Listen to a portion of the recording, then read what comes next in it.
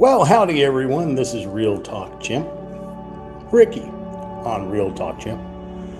Going to be doing part 4 of the CuteBee DIY Miniature House Kissa Coffee Shop, the 262 pieces that we've been working on for the past couple of days. That critter right there. We're live streaming on YouTube at Real Talk Chimp.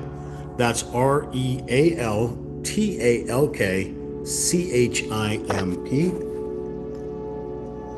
Make sure we are live streaming. Let's see. Get some audio here. Oops, went the wrong way. Do we have any audio? Come on. Get some audio here. Oh, okay, I hear audio, so we're good there. All right. So yeah, we've been working on this kit. This is part 4. So hopefully we can get this kit finished by today on this part 4. It's a small enough kit we should have finished it, but you know, it is what it is. So yeah, so remember to if you like this type of content, I mean, you don't have to, it's completely up to you. If you like the type of content, smash that little thumbs up button right there. Share at Real Talk Chimp with your friends and family, because they are going to want to know about us. Chat to keep me entertained, or I'll stray and go off onto random tangents like you know I do. And of course, smash the subscribe button, because chimpanzees are endangered and you need to subscribe. Yes, okay, good. Before we start this crazy thing, we need to get ourselves into a mood, so I want you to help me out here. Not you, tablet. Tablet, you go back to YouTube. You go back to YouTube, tablet. Let's figure out what's going on here. Let's go back over to our channel. Sometimes when I speak a little too loud, the tablet over here wants to go and do its own thing. So yeah, so we're going to start off with just some breathing exercises, just so we can de-stressorize ourselves. The word of the day is de-stressorize. So yeah, breathe in through your nose, hold it, and let it out through pursed lips. Breathe in, hold it, let it out through pursed lips. Do this a little bit. Don't pass out now, but just do this a little bit so that you can kind of let the stress go, get into a chill mood, because we're going to be building this model kit today, and we don't want it to frustrate us, and it will frustrate us. So, got the battery tender on, so hopefully we'll be able to knock out full 4 hours of said live stream. We got Sammy on our right. Get a little agua, and we will start this kit. Every once in a while, take a break, do some breathing exercises, like I said, and all will be well with the world. Again, just like I say with every kit, there are certain tools that you will need when building a kit like this. This is an MDF board, so it's wood and cardboard material. So you will need some type of blade, be it scissors or what I use is an xacto blade. Everything is linked in the description. You will need tweezers, because you will be dealing with small, teeny tiny, itty bitty little parts. You will need some type of file or sanding thing so that you can sand down some of the pieces that have warped through the travel from China to wherever you're at. Most of these kits will come with some type of little frost rod like so. I need to put on some eyes so I can see what you're all chatting with here. We've got Sarah. Hey Sarah, how you doing there? Respawn 323. Hey, I'm going to be building this. Well, I'm working on part 4 of this little book nook coffee house, Japanese coffee house. Michael's Wild World. Hello. So you will need a blade of some sort to cut materials. You will need a tweezers of some sort to hold on to smaller things. You will need some type of sanding thing so you can sand parts to make them fit. You will need some type of glue, a clear drying glue so it doesn't leave a mess. You will also need 2 AAA batteries, either rechargeable or any particular brand, if the kits come with LED lights, which not all kits, but some kits do come with LED lights. You will have to test everything to make sure that it all works. This is what we have been working on for the past few days here. This little critter. I keep it unplugged for now, the little battery box, but I will show it to you again. We did this in the unboxing and tutorial in part 1, but once you connect the wires together, this one only comes with 1 LED light, but you'll have a little touch pad.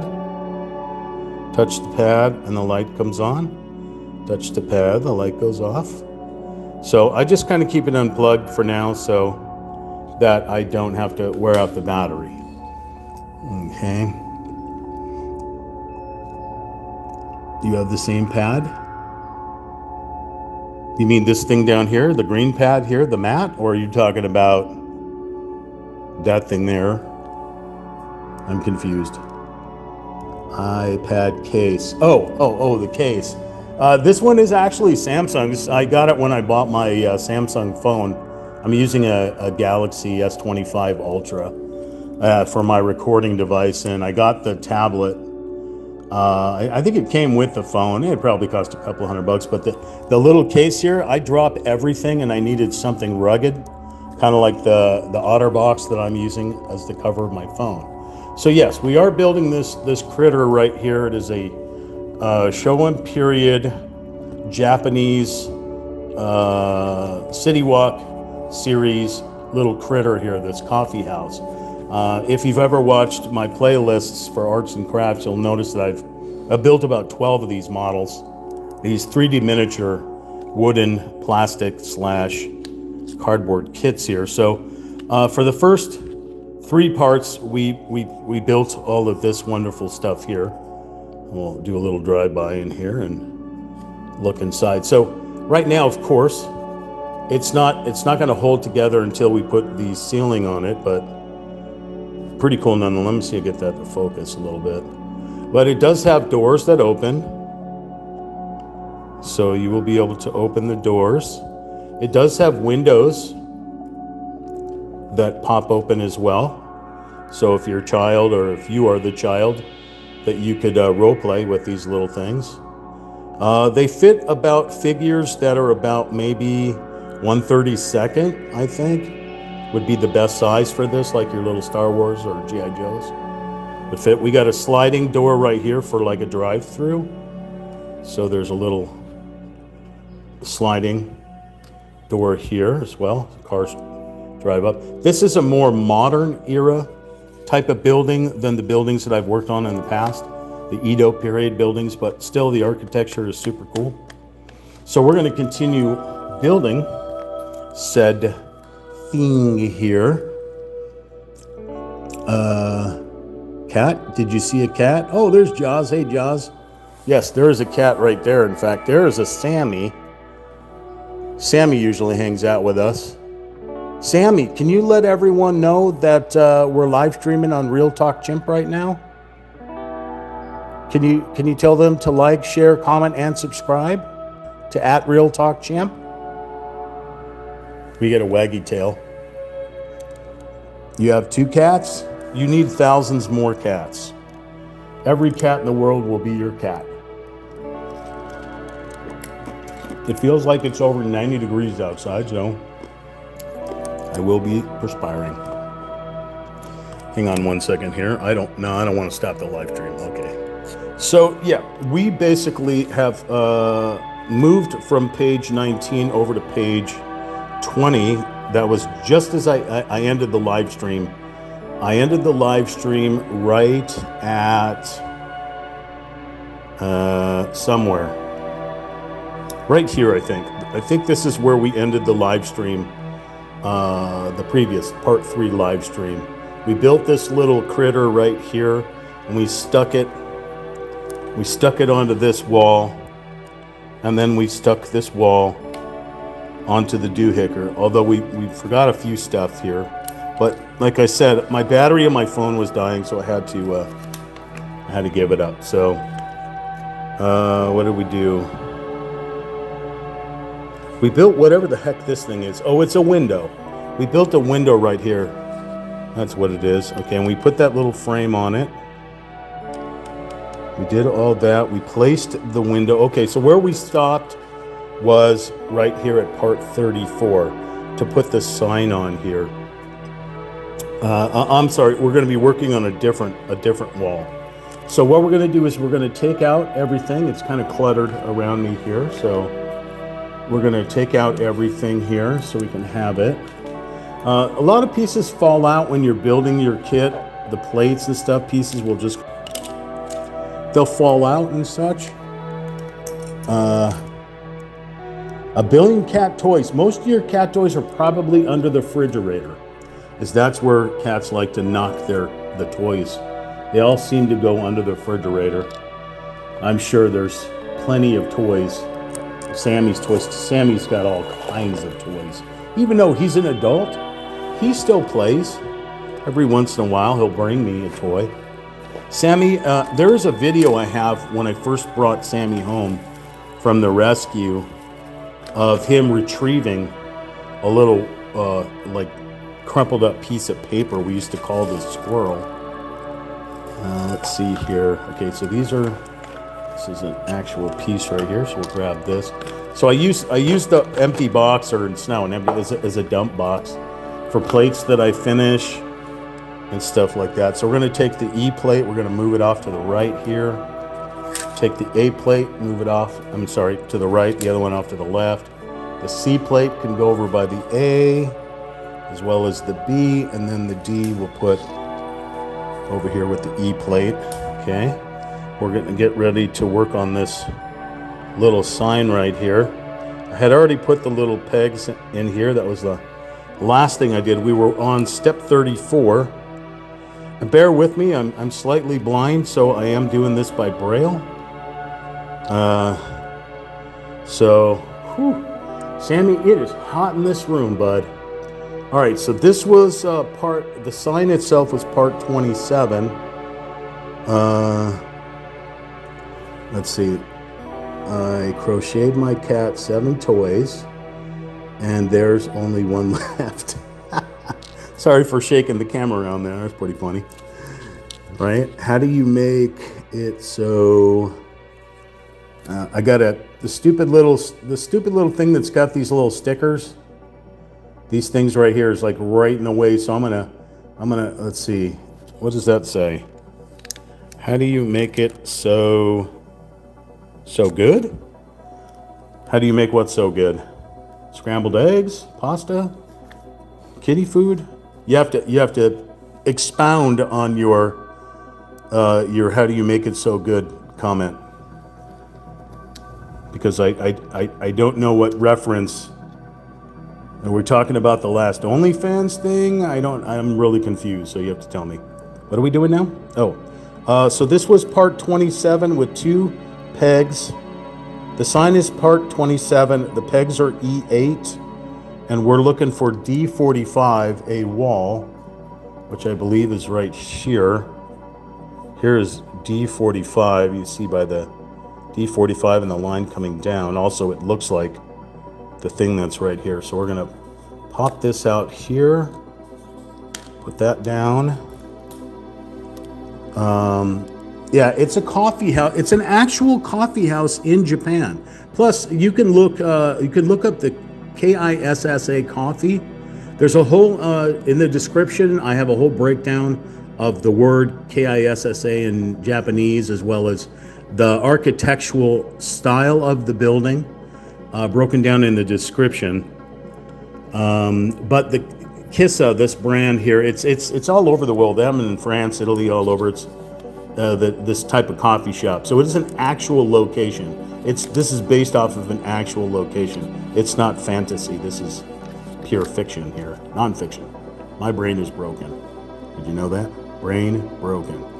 Okay, we're back. What am I doing? Oh, D44 and an E8. We need a D44 and an E8. D40. Oh, here it is. It's, I have heard something fall. Something has fallen to the ground. Okay, nothing. It's nothing too bad. It's just the little part that you use to pop the pieces off the plate. So if we lose that, it's no big deal. Okay.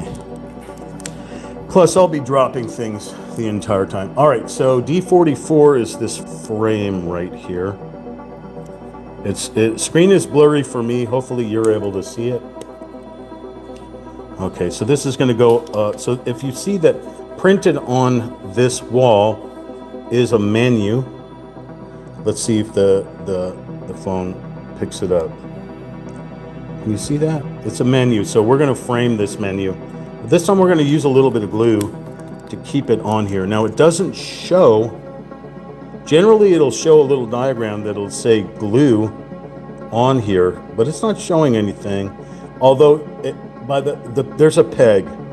There's a peg that we're going to put into a slot, and then we're going to take that frame and put it on there so that it just hangs over that sign. But if it feels wonky and it feels like it's going to fall off, just put a bead of glue on there. Okay, so we're going to go over here to, let's see, ABV Records. That's dope, playa. Pasta? Damn, now you're making me hungry. Sammy, cook up a bowl of pasta for us. Yeah, I know you've got paws, but that's fine. You're a very good cook, Sammy, when you want to be. Sammy's not having it. All right, Respawn, thank you for hanging out.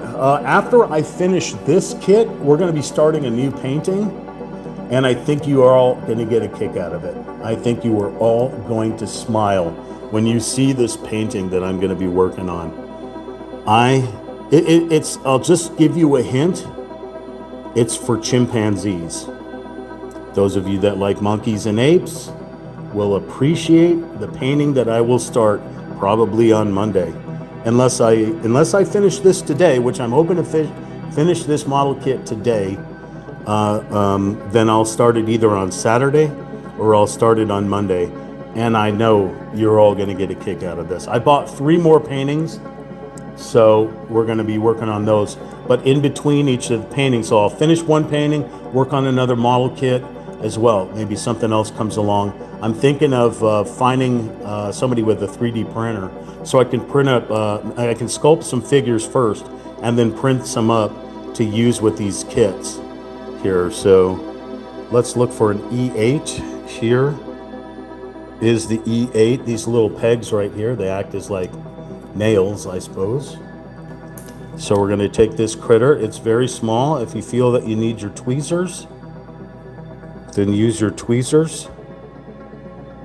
It is a very small little critter. Let's see here. I will collaborate with people as well. You can hashtag @RealTalkChimp or @RealTalkChimp symbol. Add me to your uploads and stuff. I will collaborate. Let's see here. Let's take a look. See if you can see this. I can't. See the orientation of that peg. All right, looks like the big side goes in the wall and the thin side stays out. Okay, so we're putting it into this slot right here, and here's the peg. If it doesn't fit, you must have quit.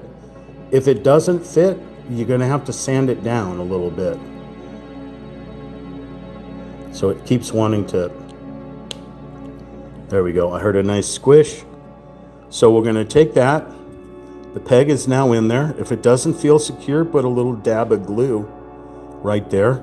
Then we're gonna take this slot right here and we're gonna connect it on to the peg right there, holding the back so it doesn't punch through.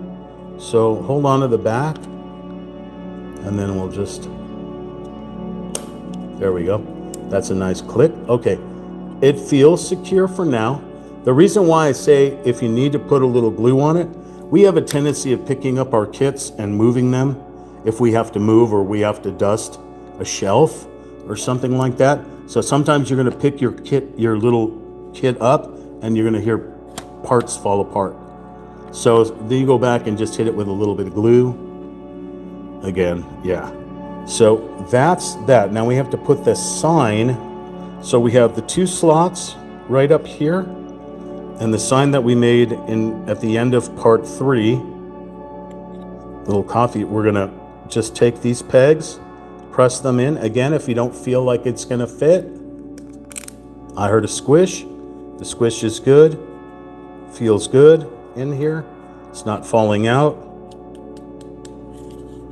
So we don't need any glue, at least for now. So this right here was step 34, and I'll show you what I did. So back on part 3, we started right here. Then my phone battery died, so I had to stop the live stream, unfortunately. We added the 2 E8 pegs.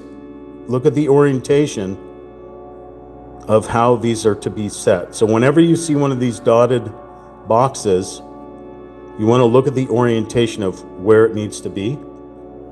So we connected that here onto those 2. We connected the frame with another E8 onto that menu, and we finished it off with this piece right here, which in real time is this piece right here. So now we're going to drop down here, and it says to place this into our kit. So we'll turn our little world here.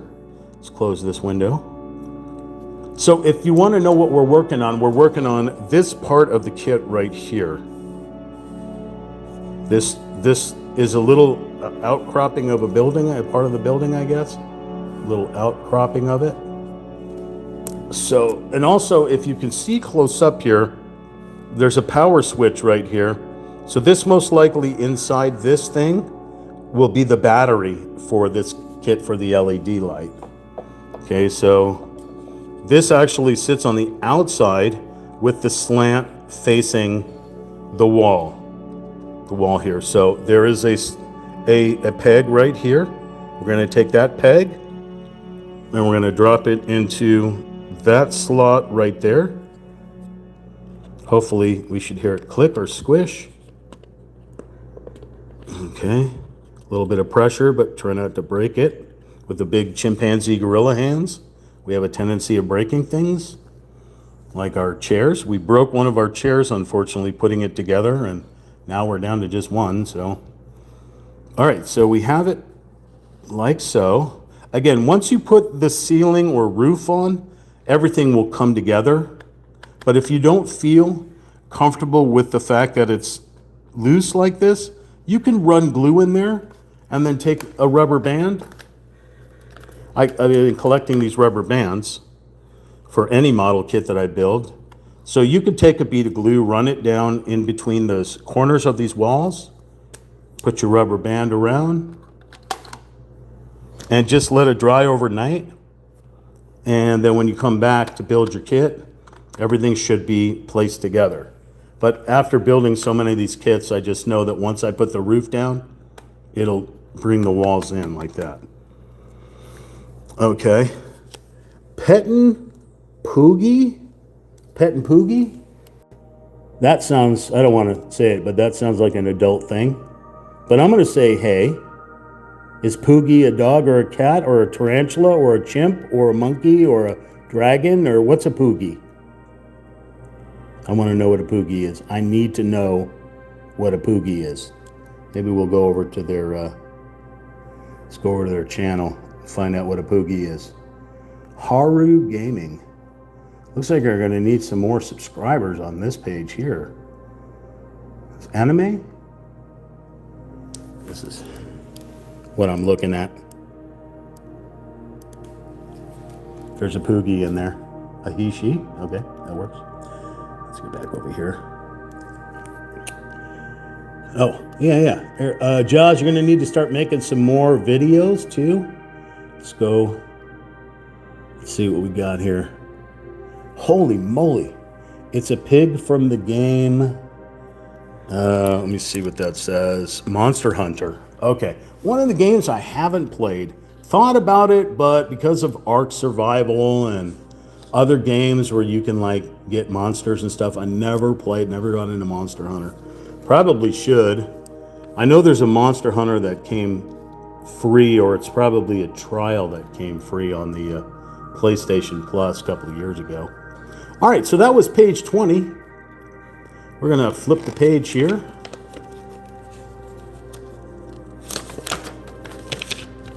It looks like we're gonna start putting in this LED light. So we're on step 36. So it looks like the touch line, the Reitung, Tucher la ligne. It's all in foreign language as well, as you can see. This is in multiple languages. Your language may not be there, but at least I can read that one. All right, so we are gonna now add our LED light inside here. If you like Ark, check out Conan Exiles. That is another one of those fun survival, build a shelter, fight monsters and things. Conan Exiles. Brady Yulton. Hello from Australia. G'day, mate. We need to put another shrimp on the barbie. Over here, Sammy speaks Australian. Sammy says, I don't speak Australian because I'm from Norway, but it's fine. Right, Sammy? Sammy, are you Australian? Sometimes? When you're barbecuing, you're Australian? No? Okay. Anywho, welcome. Hope all is well. I forgot what I'm doing. Oh, yeah, that's right. I'm building a model kit. My bad. What am I doing? Oh, D46. Okay. So right now we're just going to deal with wires and not actual battery box yet. So let's go find D46. Here is D46. This wall right here, and there's that power switch we were talking about. We're going to pop that out.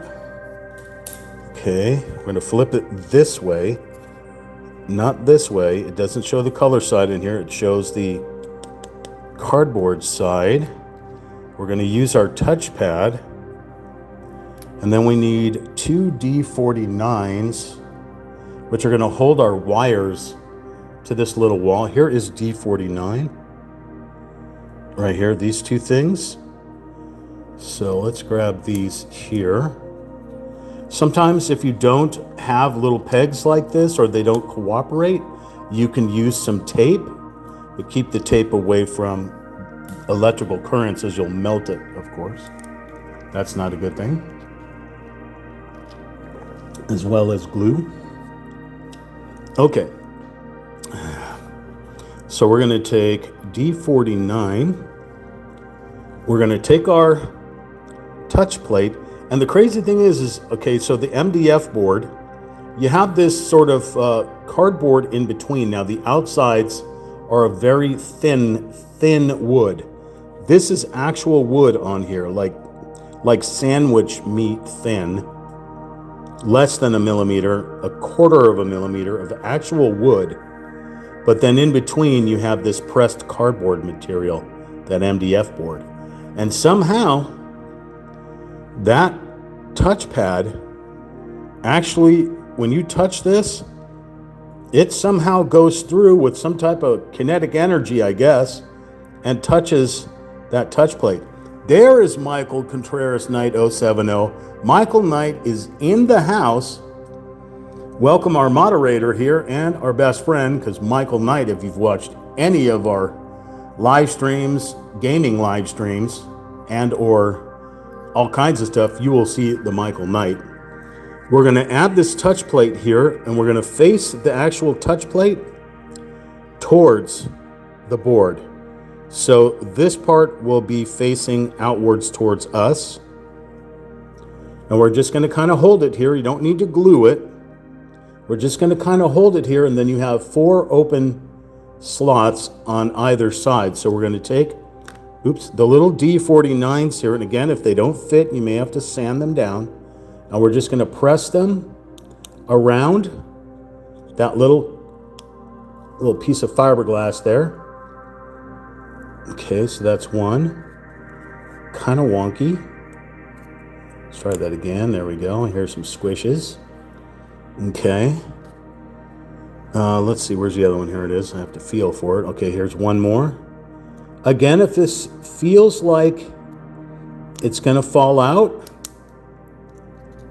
Okay, yeah. So we have to bring it up a little higher. So let's pop this back out.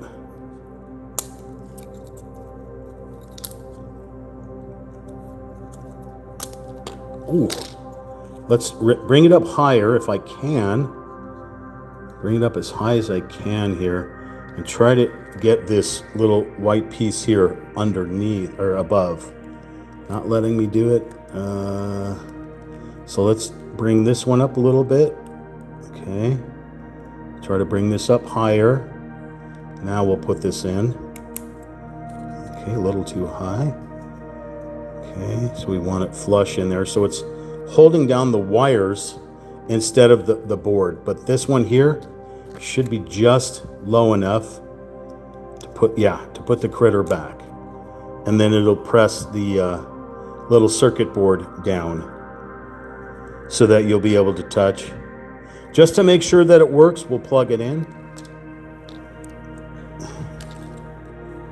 So let's see what we got going on here. Oh yeah, it works. Okay, good. So we'll plug it in. Grab onto the light so you can see it. If I stop dangling, sir. Okay, we'll come over here. So there we go. So touch the touchpad here. A little wonky. Okay, there we go. A little wonky, but it does go. Remember, there is a delay on YouTube, so you will see this in a moment here, or it could be quick. Touch the little power button here. Light goes off. Touch it again. Light comes on. So somehow there's some kind of pressure that it senses all the way through. Maybe there's some type of vibration. I don't know. So there you go.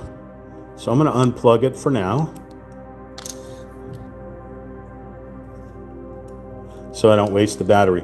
I think the best thing to do is once you finish this kit and you put it on your bookshelf or wherever you're going to display it, that you get yourself some rechargeable batteries if you think you're going to keep it on all night.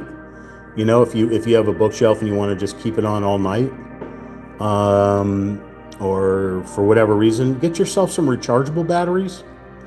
Or if you're really good at electronics, you can just ditch this whole thing and put this thing on one of those, like a push button that works. What am I trying to think of? One where you can plug it in. You can plug in something like a USB. And the kit that I'm going to be building next week or after I do the next painting is going to be like that. It's going to have a LED that's digital so that I can plug it into a USB drive and actually charge it up. I've built one more of those early on, like kit number 2 was like that. But these all have these little battery boxes, and you put the 2 AAA batteries inside. Then you connect the wires there. All right, so we have this piece here, and I'll show you what I did. So we're looking at this. Shows you how to connect the little touch plate because it did come unattached. And a lot of people say, oh, the battery boxes don't work. Oh, the lights don't work. Things like that. It's true. Sometimes they just don't work. They get condensation inside. They've been sitting on a shelf for too long. Contact the company, CuteBee, through Amazon or wherever you purchase the kit, and just tell them, hey, this thing don't work. The wires don't work. Send me another one. They'll send you another one. They'll probably at most charge you shipping and handling. So what we did was we connected the D49s onto the little pressure plate. And again, if it doesn't feel like it's going to stay, just run a little piece of tape. You can use that Mr. Smiley tape that I had, that double-sided tape, or some, Scotch tape or whatever. Stick it on there if that's what feels comfortable for you. All right, so we're going to move on to running, it looks like a pipe up the side of the wall here to make it look like a rain gutter. I think that's what that is. Okay, so we're going to need E13 and 2 E5s. So we have an E13 here. So exterior detail. So I think this looks like a rain gutter. You know, why do we got to put a rain gutter on a coffee shop? But they're trying to make this look like an actual little building, so it makes sense. All right, E5 are these little horseshoes. And there's always, not always, but sometimes if you see one of these in red, it's usually an extra one in case you break the other one or lose it. If you happen to be, I'm on a vinyl floor, but sometimes you may be working over carpet and you'll drop one of these small little pieces and never see it again until you go and vacuum it up. All right, so we're looking at this little plate here. We have 2 slots here and here. So we're going to connect this little critter. This is the back side, so we're going to connect it in here so that it's in between the 2 slots like we did the wires. Let's see. So it looks like we want this to be as flush as possible with the top here. And that's why we have that little line right there showing us to try to make it flush, but try to keep it in between the slots. And then we'll use the little horseshoes. This side down, this side up. And these will be just, I don't know what you call these things, a flange or something that holds a pipe down. Doesn't feel like it wants to go in there very well. Let's try the other one. If it doesn't work, you can sand it down, file the little piece down. Kind of being a little poopy. Sammy, I need a paw. I need you to come help me with this. All right, so I'm not feeling it. It doesn't seem to want to go in there. So I'm going to take my file and file it a little bit. The pieces don't want to cooperate. I saw them little faces go flying by.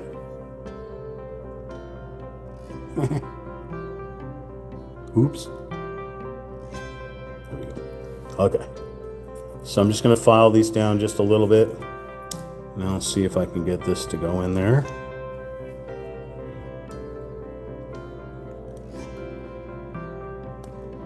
Uh-oh. All right, so I think I got it, but now I got to push this. Uh-oh. No, come on. Come on. Son of a mother, father. I got to loosen it up because it doesn't want to go. So, you know in those ancient, like, Egyptian movies where you have those guys with the giant fig leaves and they're, you know, because it's so hot, they're in the desert, right? And they're fanning the kings and stuff like that.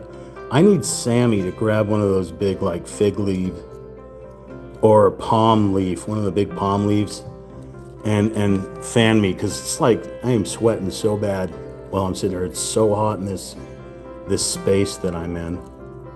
All right, so it seems to be secured on here. Little rain guttery type thing. I didn't hear much of a squish, but they appear to be in their spot. Oh my God, hang on a second. Whew.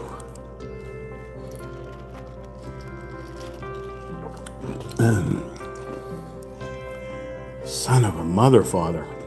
All right. So now it wants us to take this cable and run it up this way. So I think I'm going to take a little Mr. Smiley. Let's see if I can find Mr. Smiley. That's the double-sided tape. And just use it to hold some of these wires down if it will work. You don't believe me that it's called Mr. Smiley tape? It says Mr. Smiley tape right there. It's just this double-sided tape that came with this kit. So I'm going to take a piece of this See if it's strong enough to hold down this wire here. Let's see about that, should be good. Okay. Let's see if we can do this. All right, this wire has a mind of its own. Just gonna run Mr. Smiley here. Just gonna rub it a little bit. See if a genie comes out. Then we'll peel this up.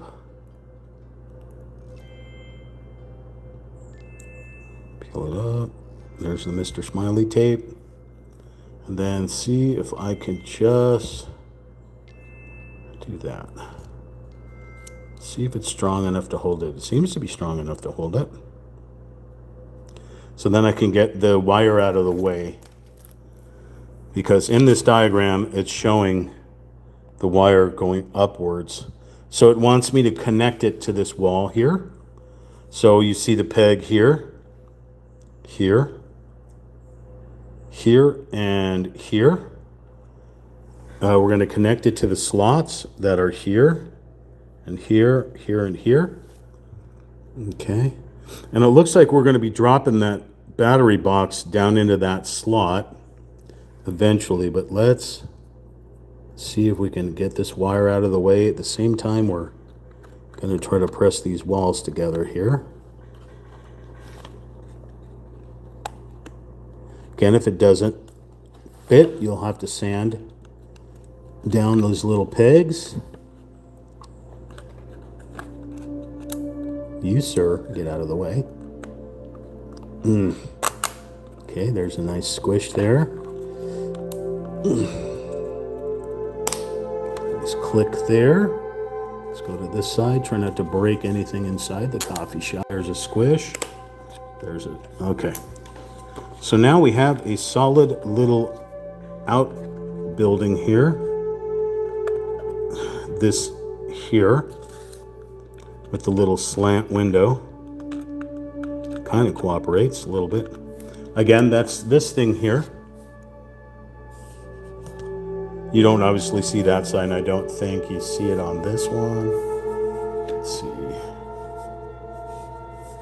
No, okay. Okay, so there we go. Make sure it is attached down here, here, here. The sign's still good. Kissa Cafe, you got the menu. Okay, seem to be good. We can move on. So what I did, like I said, I'll show you back up at the top here. We connected this LED wire to this wall. I added some Mr. Smiley tape. I added some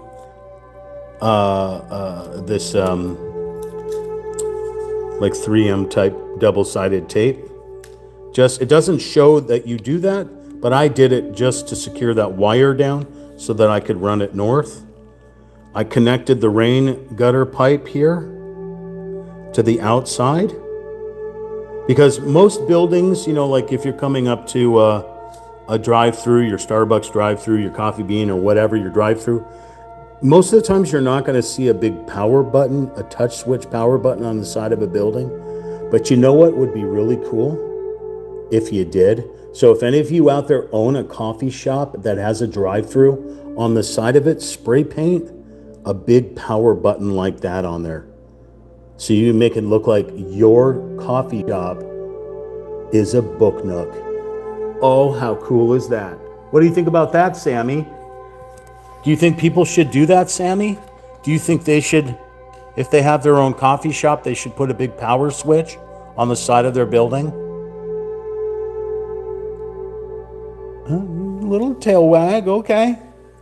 Hey, look, if Sammy says that it's good for the side of your building, Sammy should know. Okay.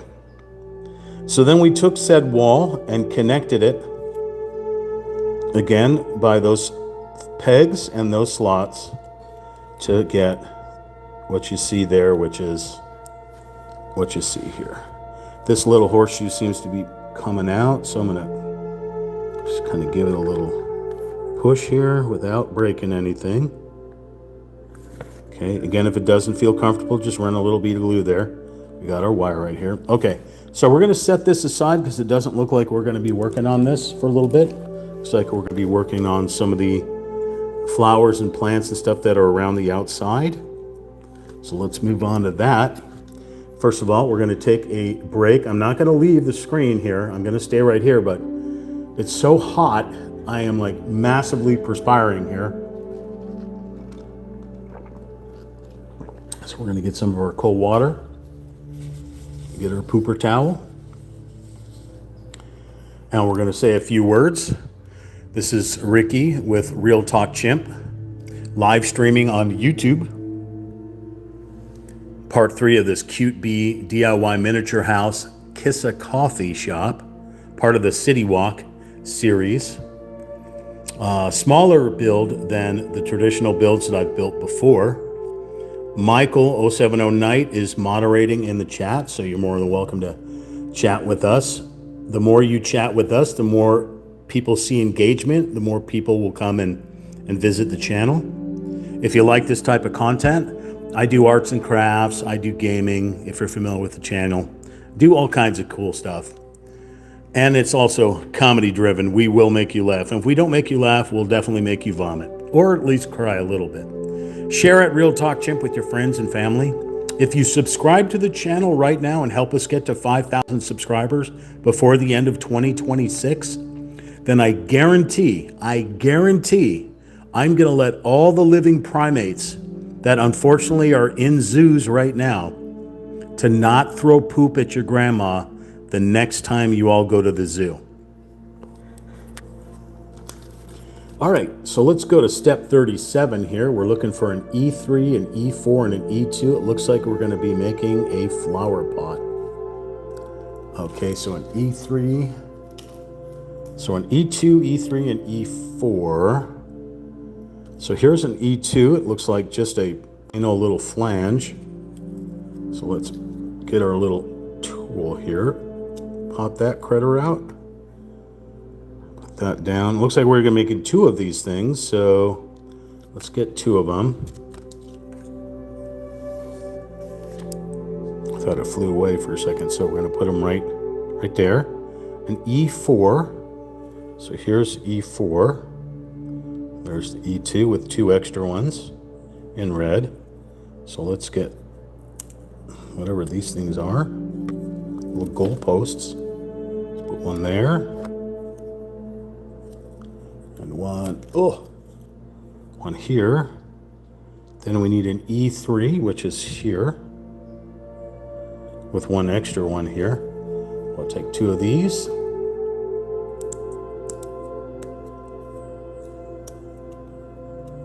Doesn't want to leave the plate here. Okay, we'll put one here, one here. Okay, and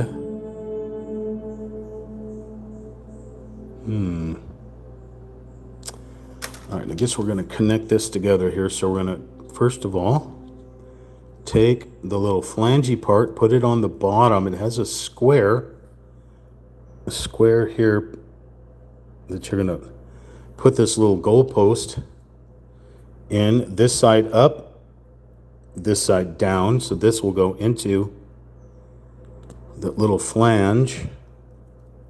Looks like I'm going to push on here. There you go. That was a nice squish. So that you have a peg that's going to go into the floor or into a wall or wherever it's going to go.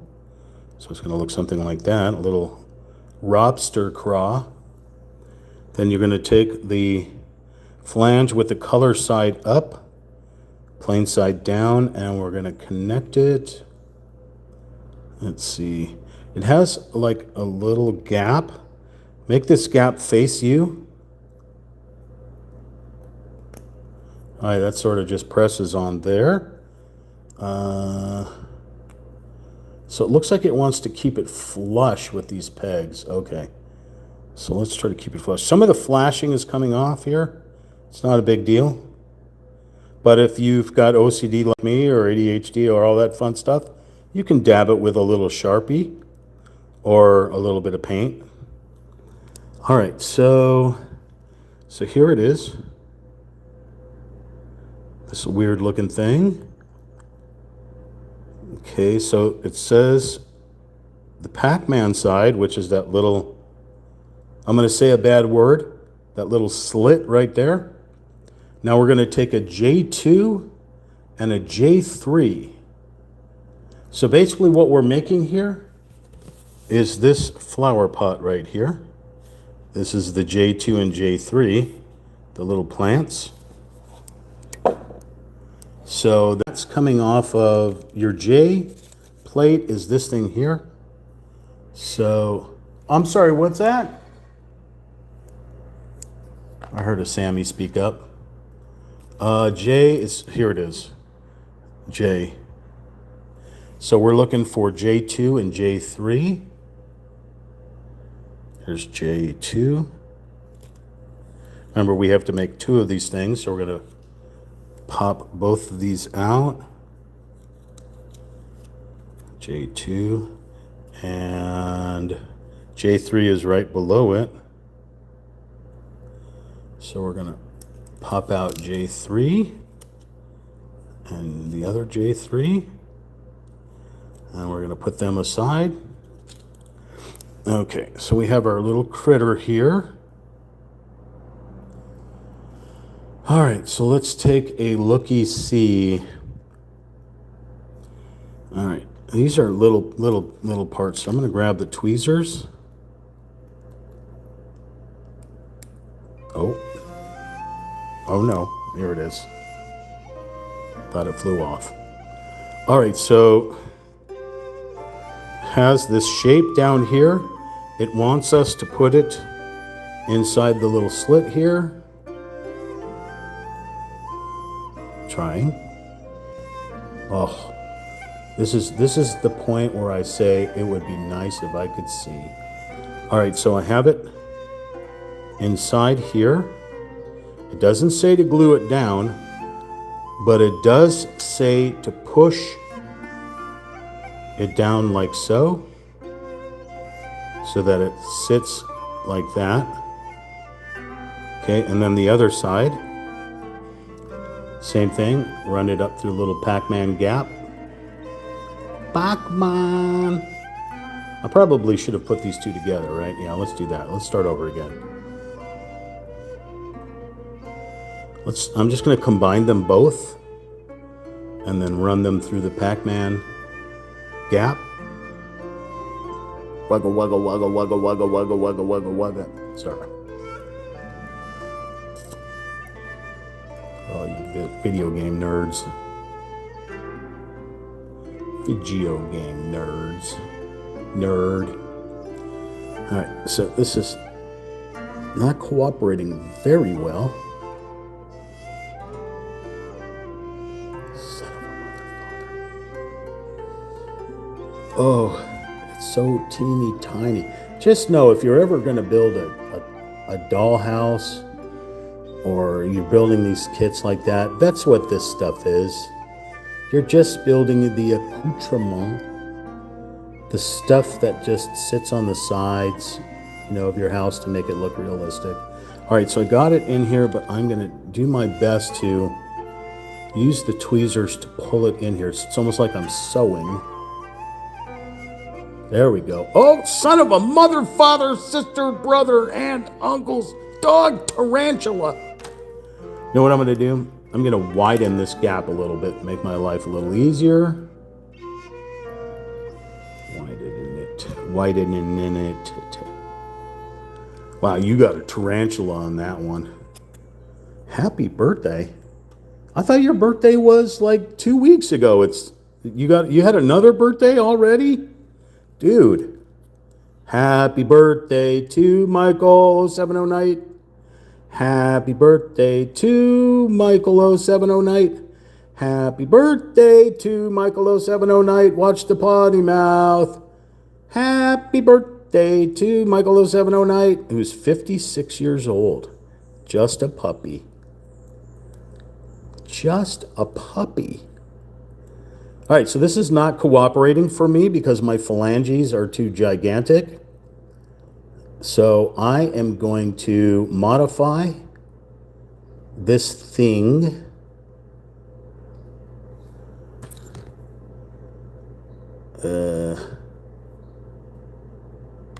Oh boy. Oh boy. All right, so we're just going to keep that one off to the side. This one here. And I hope you're timing how long this has taken me to do just this one part here. I hope you're timing. Got it. All right, so it's just these little plants have to kind of wrap over this, so I kind of bent them down. All right, now it's asking for a J4. So let's keep that way so that doesn't fall out. First of all, let's work on the other one because we have to make 2 of these anyway. So let's just make the other one here. I don't want to cover it up like I did with the Zen Garden from the other kit, and somebody said, oh, all we could see was your hand, the back of your hands. We couldn't see you actually building the kit. So I want you to be able to see everything. If you can't see anything, of course, let me know, and I will start again.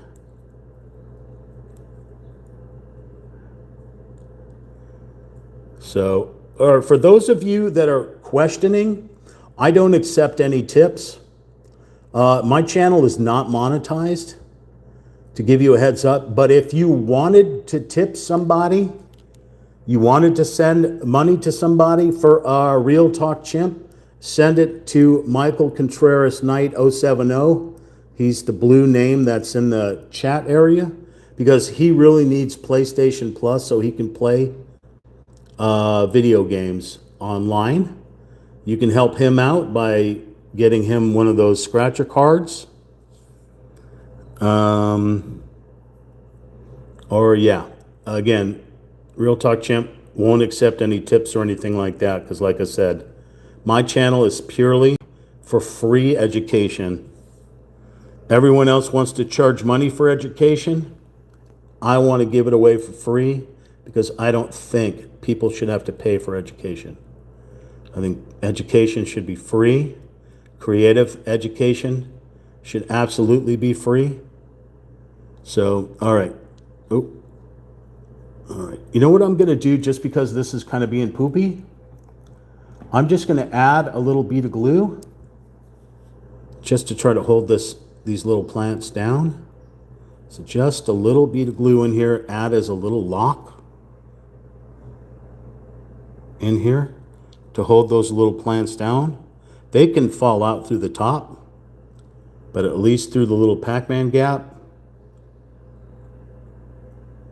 add just a little bead of glue here. Okay.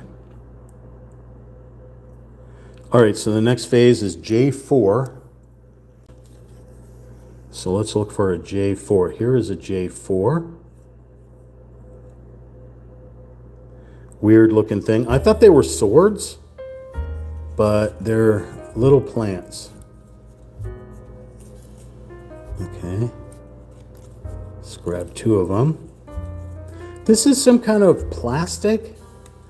It's not paper. It's some type of plastic material.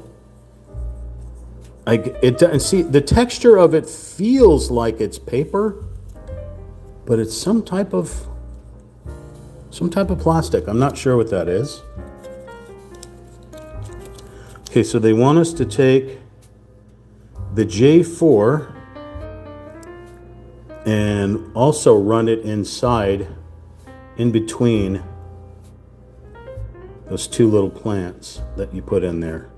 So what I'm going to do is I'm going to pop off the this little flat part that's here, because I had glued up the edge. So I can't put that in there. So I'm just going to pop this off so it's just a stem.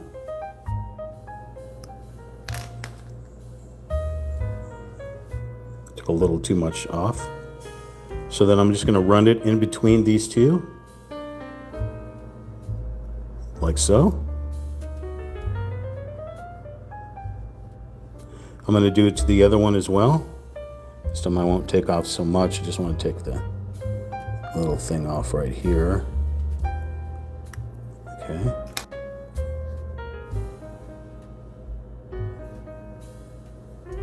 Okay. Put it into the other one. Just straight down where you see that gap in between the two flowers. It's just like that. Okay.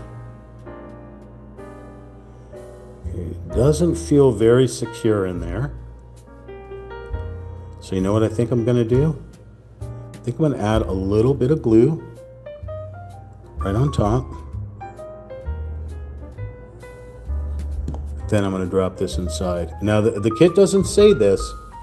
I'm doing it just because it feels a little wonky to me. So just dropped a little bit of glue in there. Okay, I'm going to do the same thing for the other one. Actually, there was a little bit of glue in there from when I glued up the Pac-Man. Secure my the nozzle of the glue down so that it doesn't dry up and I'll never be able to open it again. All right, let's get some more agua.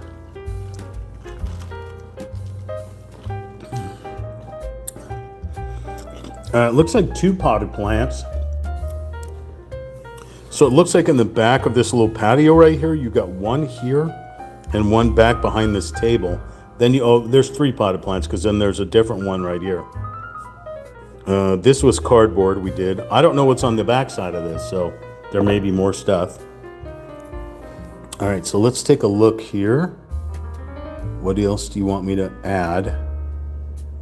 You want me to take an L1, which is this shape, another piece of plastic, whatever the heck this is, and you want me to wrap it around the flower pot, so we're going to need 2 of these.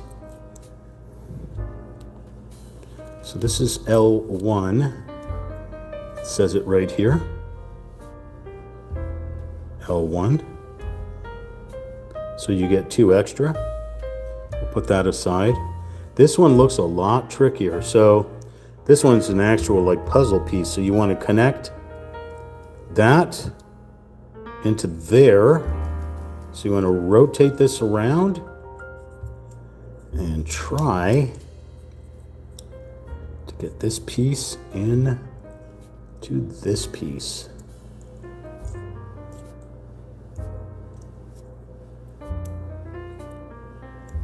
Kind of make a little cup shape. Okay, and then you want to put this inside. So what I'm going to do is add a little glue so that thing stays on there. It's like a type of cardboard maybe. So I'm going to run a little bit of glue. And then I'm going to drop the planter inside this little paper thing. And it's going to act as the exterior. Oh, don't fall out. Don't fall out, please. It's going to add as an exterior to the pot. Sometimes they add stickers that you can put around, but these are just this, whatever this weird cardboard paper is. So I'm going to drop another bead of glue in here. Try to get that down and secure in there.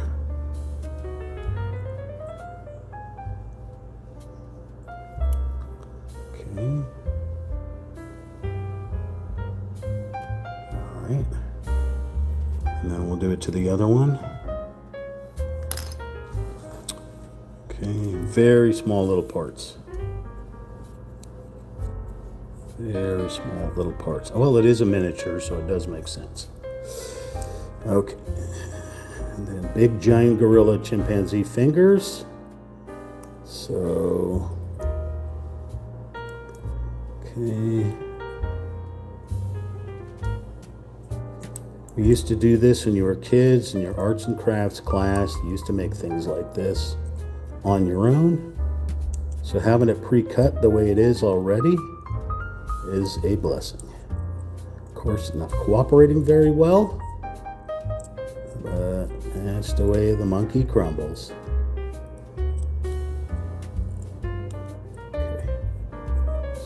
Open that up. Grab our other critter. You can, okay. Hold on to it a little bit here. Son of a mother, father, sister, and brother. Drop it in here.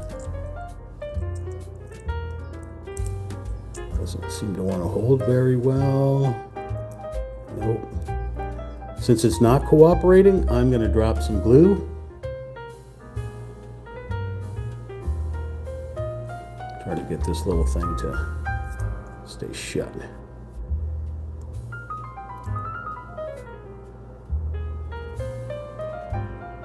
So you know what? You know what I'm going to do? I think I'm going to run some Mr. Smiley tape. If it doesn't stay together, I'll run some Mr. Smiley tape around it because it's clear, but it's a little wonky. Cover up the glue. Holy monkey cat. All right, I'm going to show you what I've been doing so far so you can be up to speed with me. We started off with this right here, the E3, E4 onto the E2. We connected these three pieces to make that. Then we rotated it toward us so that the Pac-Man slit there, the little Pac-Man shape, C shape or whatever that is. You took those little plants, the J2 and the J3, you ran them inside there and then you bended them down. You see that you bended them down. And it shows you the top view of this, of those two plants bended down. And then you added the J, what is that? The J4 in between. Remember, I dropped a bead of glue down in there to try to hold it down so you have something like this. Now we're down at this part. This is where I took the L1, rotated it around and tried to lock it into its little spot, but it's not cooperating very well, so I added a little glue. But it shows you rotate this thing and then connect that little piece with that little opening. So now I dropped the little bucket into that. That one looks a lot more round and perfect. Mine are all squashed. So now we're going to stick these little flowers on here, these little K1. And these are going to require glue. And then, of course, we made two of these. So stick these little flowers. These are K1, which is... Oops, I guess it's upside down. This is K1. We've already used them before on the interior. We made a little potted plant on part 2, I think. So we're going to take some of these itty bitty teeny tiny flowers, and the little slot that's right in the middle is where you're going to put them. All right, this little flower pot is not cooperating. Onto the little back end of that sword looking thing. So we are going to be working with some itty bitty little parts. You're probably going to want to use your tweezers for this. These are so tiny I can barely see them. So we're going to try our mighty best to put this onto here. All with Braille, because I cannot see a thing.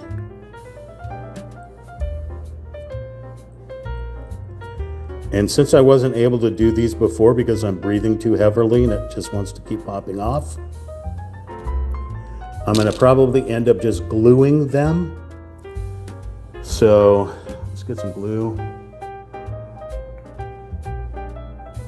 I can't see, it's way too small for my eyes. So I'm going to drop a bead of glue, if I can get the glue to come out. I'm going to drop a bead of glue. I'm going to redo this stupid little flower pot thing because that's not holding. Okay, if you're able to see better than I, oh, that's too much glue. Let's get some of that off there. Put that on there and some of that on here.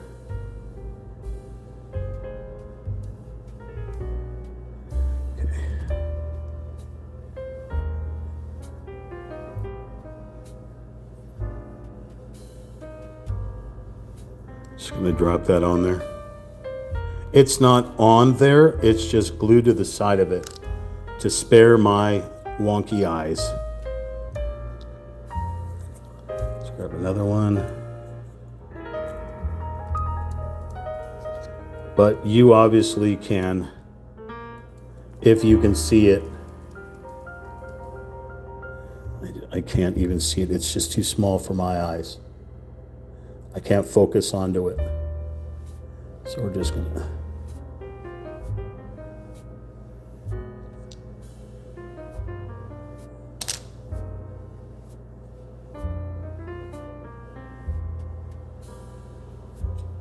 Okay, one more. Sticking to everything here.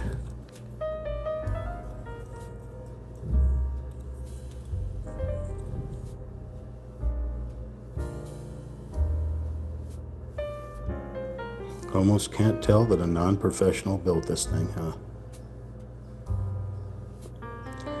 All right. Oh.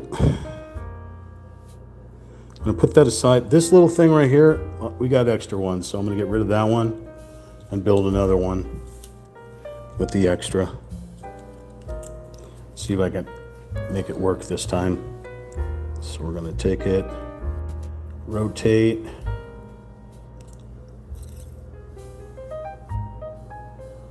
Try to fish it through here. Oh my Lord. This is tricky. Okay.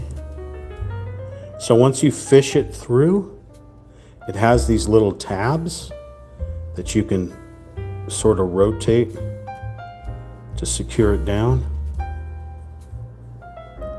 So I'll rotate one right.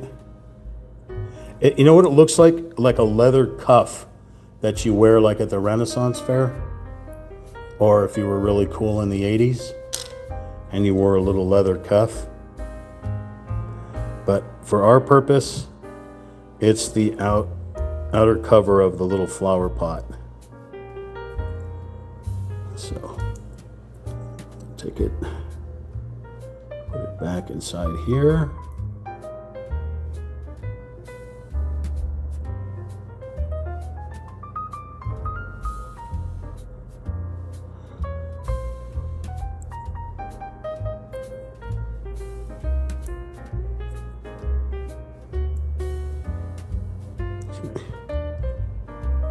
Oh, we knocked off a leaf. Let's get a little flower. A little glue on the little doohicker.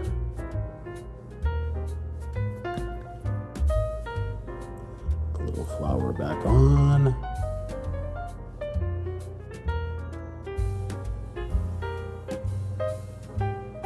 Like a glove. All right, we got to do the other one. Before I do that, I'll wipe off this perspiration. Oh my God. Doesn't help that I have these bright lights above me. I'm melting. All right, so make some more. Take some more of our little flowers here. I got a different tweezers because I got glue on there. Let's get some more tweezers here. Pop off another flower. Grab our little Tweezy McTweezer tins. Grab the little flower. See if we can make this work. It's so freaking small. We're trying to put the stem through the little slot of said flower. But like I said, I can barely see it. Oh, I did it. So it requires you to drop a little glue, like you do. No! That was on the hand. Let's try to get it on the flower now. There we go. A little glue. Let's wipe it off the hand. Very cool effect if you want like a pimple type thing, a blister for Halloween. You can use white glue. Put a little makeup after it dries. Okay, let's try another flower and see if we can get it onto said stem.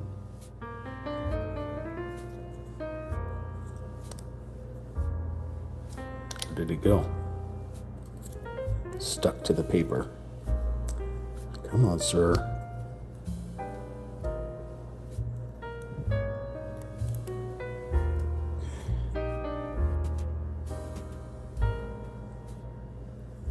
All right. A very tricky operation. A very tricky operation we're doing here. You know, I keep, you know, that game Operation that we used to play as kids, where if you were trying to take out like the kidney or something, and if you touch the wall, it goes, meh. That's what I keep thinking every time I miss this little stem trying to get this on this flower here, then I'm going to hear that buzz sound for my mistakes.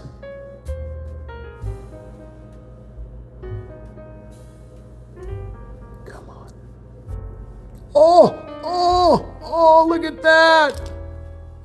Yay. That's where you hear the little clapping sound. Yay. I don't have a soundboard, so just know in your mind a little clapping sound. All right, we got one more. Hopefully.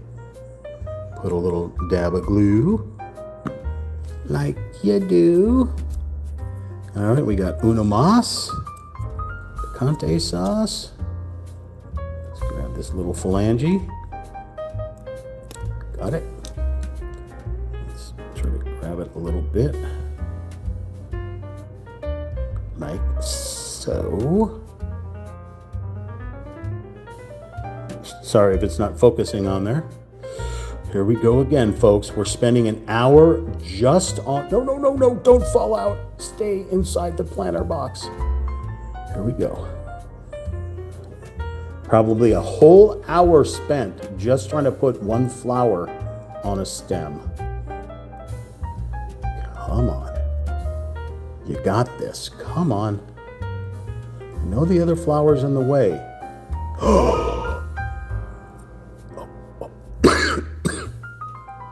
Sorry about that. Stay. Good kitty. Good kitty. Put a little dab of glue, like you do. Okay. We're looking a little wilted here, sir. Can we get up here, sir? Thank you. And we have made some flowers. Yeah, look, little white poppy plants, right? It is entirely possible. Oh, no wilting. No wilting. Come back. I'm going to drop a little bit more glue on there so you don't fall down. Drop a little bit more glue. We need you nice and erect. Don't want you to fall down, sir. Or madam. All right. We have made a miniature little Planty McPlanter tins.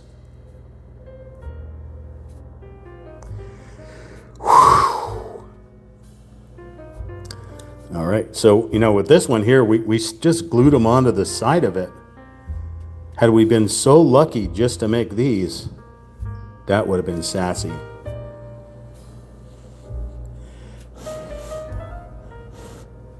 Just blowing some of the glue on there. That didn't sound right. All right. Whew, we made two of them. Let's close the nozzle of our glue so it doesn't dry out. And I will take you step by step on what the heck I just did. So again, we got down to this part where we rolled up this little sleeve here. From that, we dropped our flower pot into said sleeve, like so. Then we came over here and we put the little K1s, the little plants, right through the stems. Now the first one we didn't do that. We just glued it onto the side of the little thing because I didn't think I could do it actually. But it shows that you drop a little glue to secure your little Planty McPlanter tins here. And then that's what you're gonna see. Now, we made two of them, so There is a Planty McPlanterton. Kind of wonky, but if it looks like, or it looks sort of like that, bueno. Bueno, bueno, bueno. All right, we're gonna put them little plants aside. The little critters over there. We'll take our E and drop it over yonder. Okay, so there you go. Any questions? Any questions before I move on? Any comments? Any suggestions? Shake it off, everyone. Shake it off. We're moving to another part. Shake it off. Let's wipe off some of the sweat here. Oh, my goodness. See, if I turn the air conditioning on, it's going to make too much noise. I'm sorry, what was that? Yeah, what do you got going on there, Sam? Sam, can you tell everyone to like, share, comment, and subscribe to @RealTalkChimp?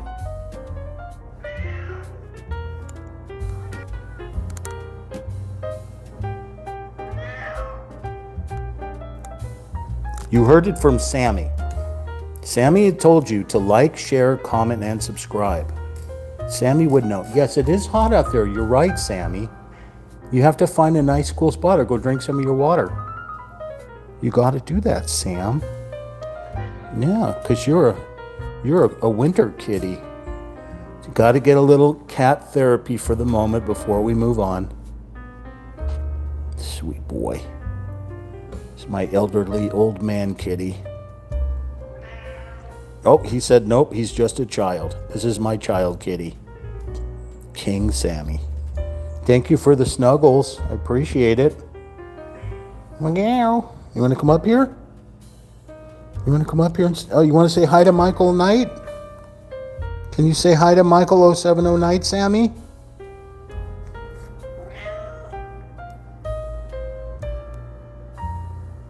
And some purring too. Nice. All right, we are back. We got some cat therapy. Whew. Freaking very hot in here. At least 100 degrees now. Lovely. Oh, my Lord. Whew. I wouldn't give to live by the beach. All right, so we are going to leave page 21 and go to page 22 here. Looks like we're taking these two number 37. So when it has another number by it, because it was step 37, this whole little critter is now number 37. Hence why there's a 37 right here. We're going to take these two plants, and add them to E20. Now I happen to have E20 sitting right here because it fell out of the plate on the first day. So E20 has a bunch of little circle-like dots on here. So we need to figure out what the orientation is before. So this is the orientation. You want these two farther dots facing you.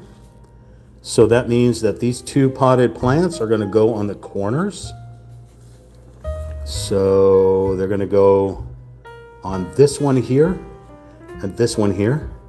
And it doesn't suggest to put the glue, to add this to glue, but because we have, because of the wonkiness of them little plants, I am going to add a dab of glue to both of these circles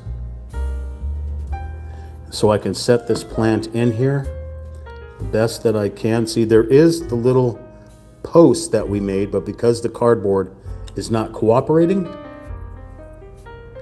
I'm going to try to press that into there and we'll end up gluing it more than pressing it, I think. So I really don't want to break these little delicate flowers here.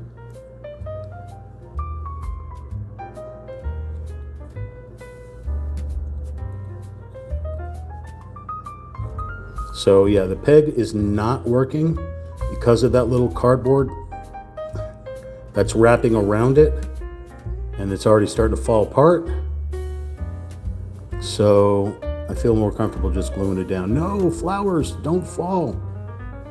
Come on. Oh my God, hang on. Stuff is all falling down. Really needs to be secured in there. It's not cooperating. Okay, hang on. Let's try to use our tweezers and try to force it. And we already busted off that leaf. Let's drop some more glue in here. Try to set this back in here. Okay. Well, it's just going to have to be wonky.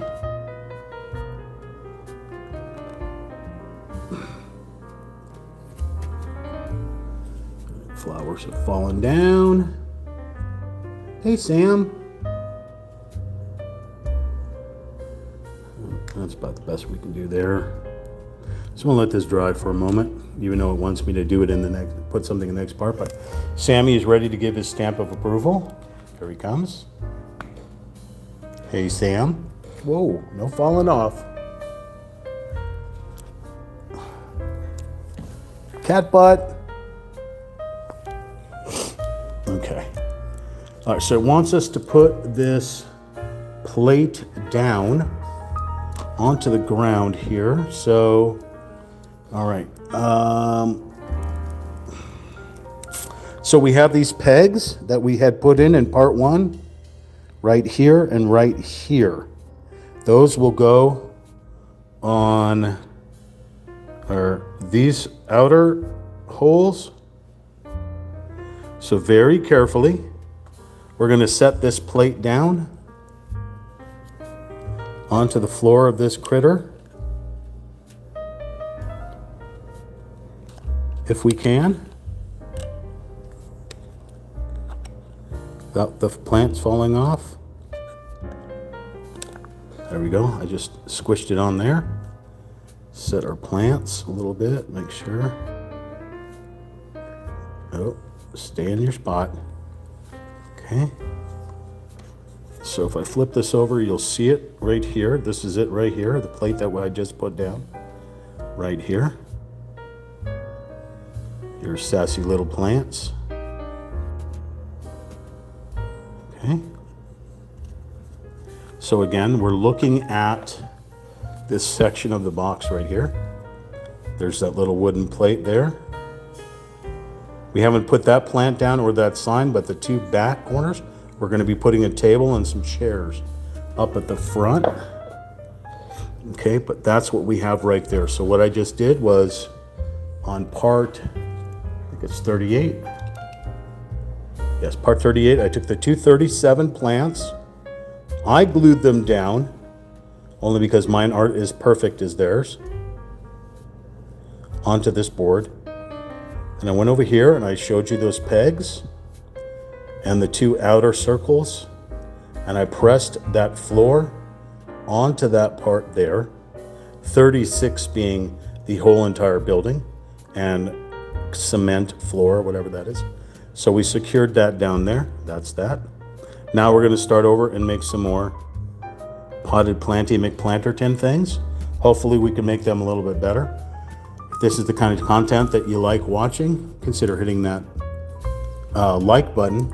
The more likes we get, I think the more people will come. Chat with me. Hit that comments, suggestions. There's a model kit you want me to build, a painting you want me to paint, something you want me to sculpt.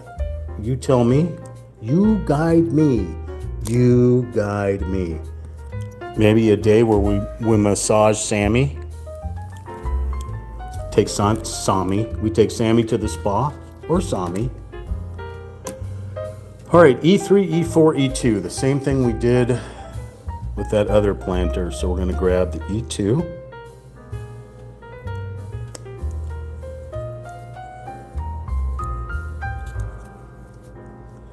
We're going to grab the E3, or I'm sorry, E3. Yeah, there is a live chat. You are allowed to chat. In fact, the more you chat with me, the less I go off on tangents. Okay, yeah, anything else? Okay, then we need that little cardboard piece because we're gonna have to make another one. We're done with this flash. In the box it goes. Okay, so let's put this little critter together.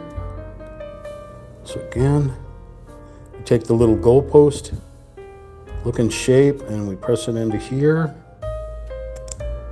It's a nice squish.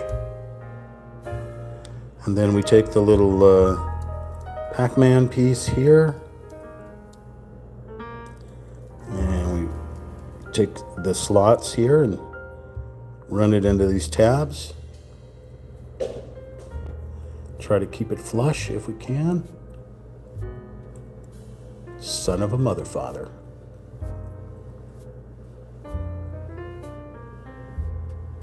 Oh, we're not cooperating. There's always one that refuses to cooperate. Okay, there we go. Okay, little flower pot. Whew. Okay, this one, it wants us to add J5, 6, 7, 8, and 9, which is all of these at the bottom. 5, 6, 7, 8, and 9. So we're going to add all of these little leaves. This guy's already fallen off. We'll grab that.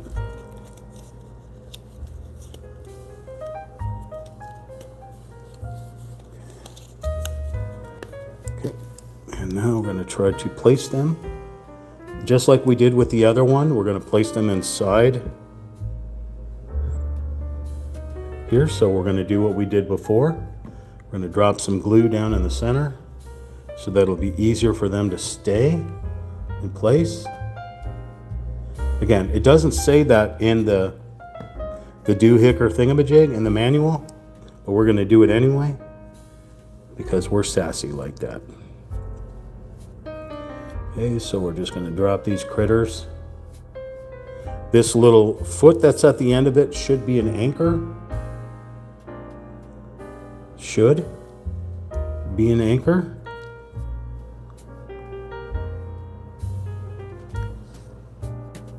Again, this is the sassy accoutrement that you would build with any dollhouse, little potted plants and such. That one doesn't seem to want to cooperate.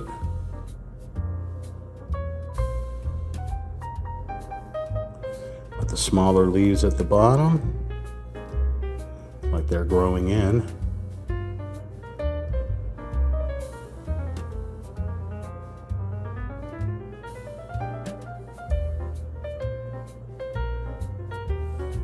Okay, one more.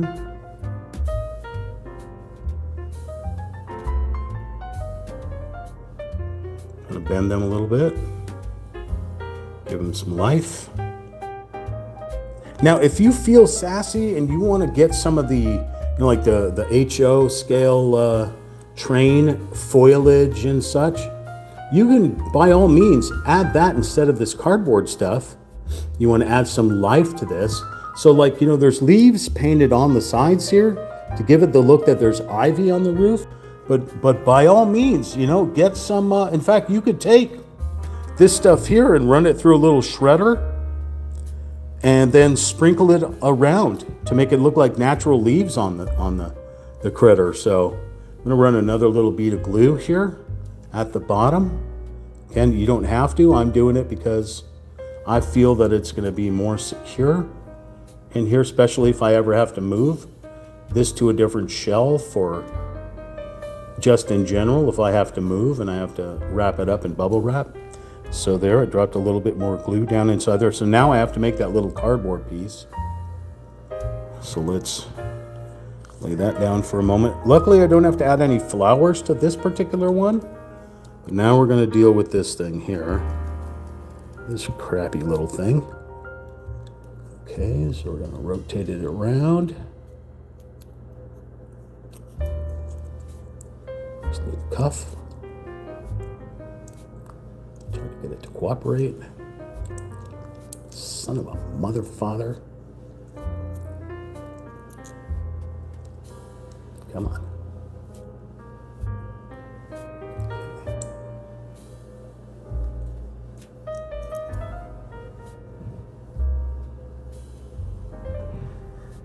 I can't get it round like the other thing. Jan Paul Magtolas. Hello, I'm here again. Welcome back. Thank you for coming and hanging out with Real Talk Chip.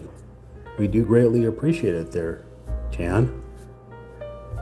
We're making a little flower pot for our little critter here. I'm going to drop some glue on the inside of this sort of paper mache feeling thing. Add it to our little flower tree thing. Add it inside there. Oh, no falling out in baseball. Get in there. Get in there. Get in there. Come on. Come on. Oh, son of a mother father. Not cooperating again like usual. Well, you know what? It's okay to be messy. If you're a soccer player, then it's okay to be messy. Oh, get some agua. Right, there's another soccer player name, last name Messi. Like I said, you're building this on your own. You're not paying a professional to build it for you. You're building it on your own. If it's messy, it's okay to be messy. It's okay. If it's cattywampus, it adds character. That's what I say. If it's off kilter, then so be it. It makes it your own. Even though this is a kit pre-made by a company, you're the one putting it together. The more sassier that you make it, the more you're going to make it feel like it's your own. So there we go.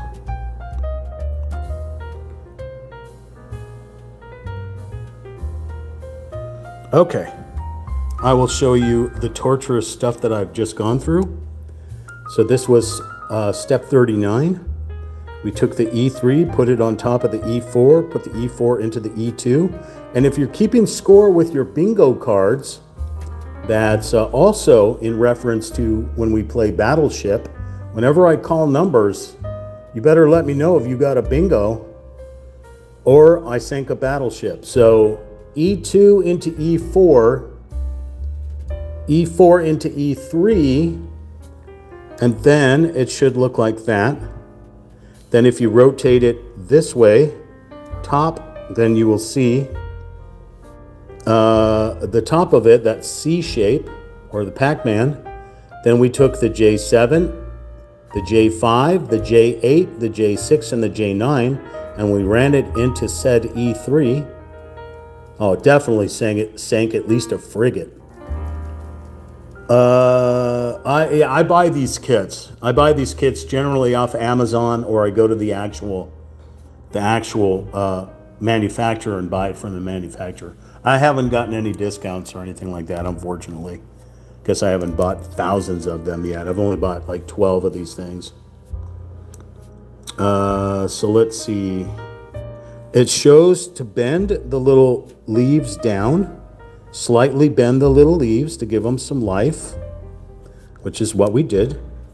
To put the little cuff on there, just like we did in the previous ones. To bend the little cardboard cuff. Starts off like that, and then you bend it, like rotate it, and then lock it into place with a slot there. And then you take the potted plant that you made up here, you drop it into that cuff, and then that's what you get right there. So that's this mess right here. Okay. So I'm going to put the little plant aside because we're not using it at the moment. So now we're going to build, on step 40, we're going to build the little open sign as well as the table that goes into our little spot here, which will eventually look like this section right here of this box. So we're going to do that. Okay, so we are going to look for B41 and B42. Anybody have bingo? B41. Okay, B42. Here is B41 and B42.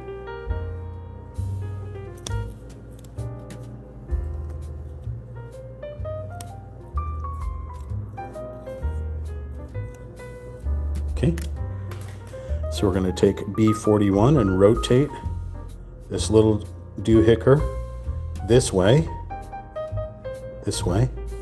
This part faces down. This part goes into said sign, into that little spot right there, like so. If it doesn't fit, use your file.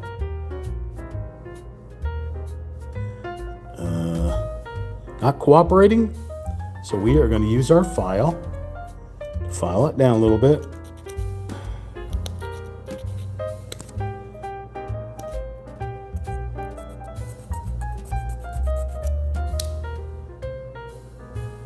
Okay. I am melting. Okay. Not getting a squish, but don't want to break it. It's very delicate.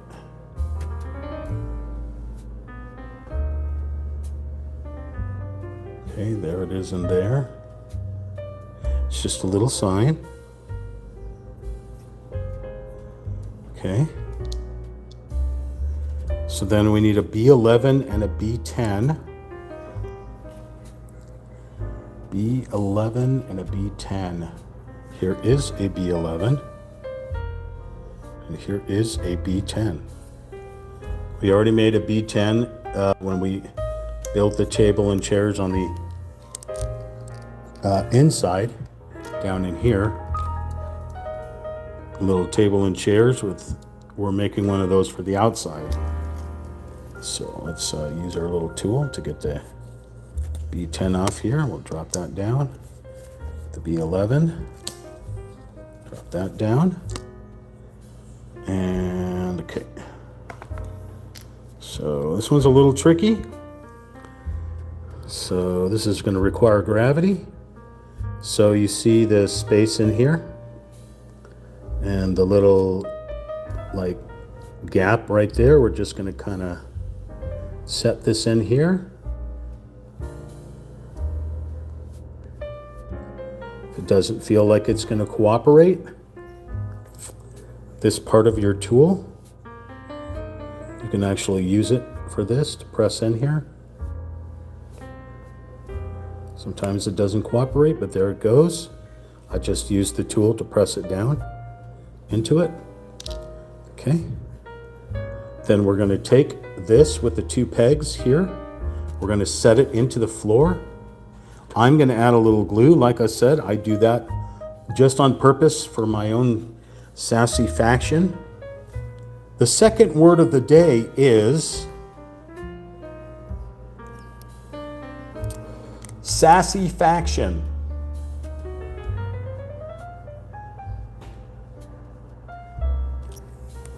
Okay. So we're going to take those tabs and drop it down into those two circles right there. I'm going to put a dab of glue. Little dab will do you. Then I'm going to take said little sassy, little pegs right here. Drop them into said ground. Try without breaking it. There we go. Okay.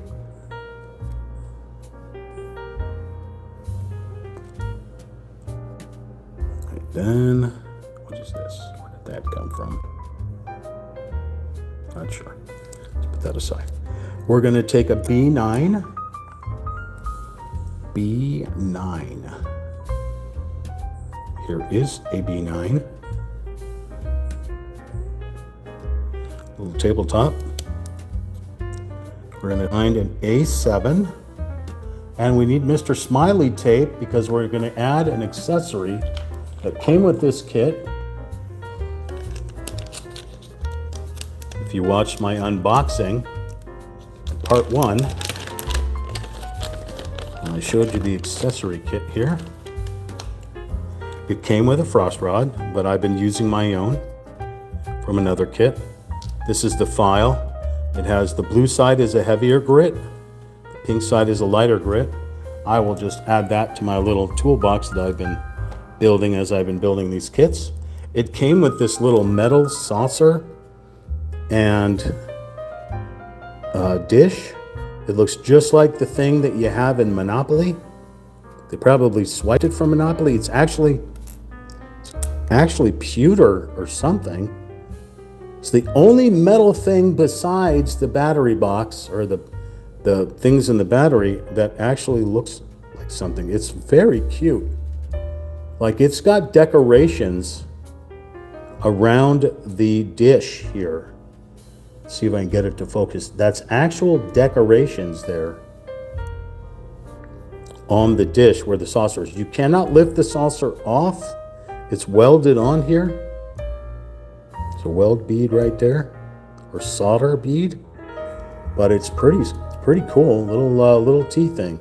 Yeah, and like what I always do is I always drop some glue in there or some resin in there and then paint it so it looks like there's tea or coffee. So we're going to put that aside. We're going to use Mr. Smiley to scare it down.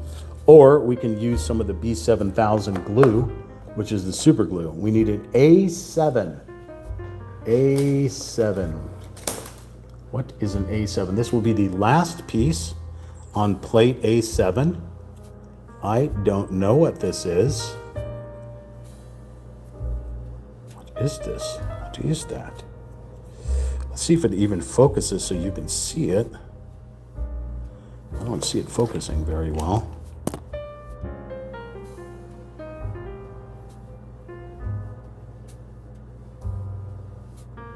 Can you see what that is? I have no idea. It's a thing. All right, so the A plate is now complete.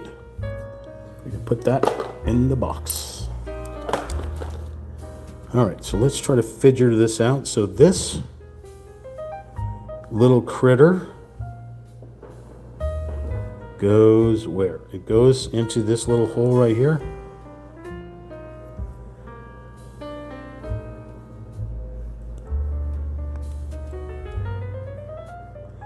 The writing facing inward. I don't know what it is. It's got like a little picture of a teacup, but I don't know what it is, sorry. All right, so the little coffee cup or teacup will go on top. The first thing we're going to do, I'm just going to glue it on here because I feel sassy. I'm going to glue it up to the table here.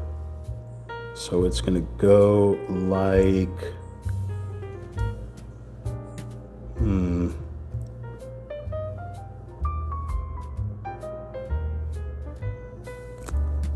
Did I do something wrong? Let's take a look here. Let's turn it this way.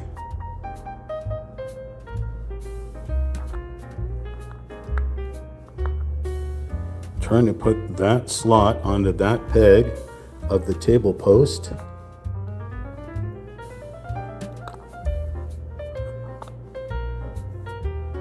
Make me file this thing, really? There we go. Okay, that's there. And they want us to glue this thing down. It is heavy. This little thing is actually really heavy. Now it says to use the Mr. Smiley tape, but I'm going to use the B7000. It's a super glue. I'm going to drop that right wants me to put it right on top of this thing. Okay. Let's get a different B7. That one is done. You know what? So I had this little little plastic wine glass. I'm going to actually add this to the kit. It fell off of another kit that I had. So I think it's going to be added to this here. So let's grab some B7, which is a super glue. Make sure you're in a well-ventilated area when using B7. You will pass out. It is flammable. And it's brand new, so we're going to use that to poke a little hole. Okay, I'm going to drop a little... Oh.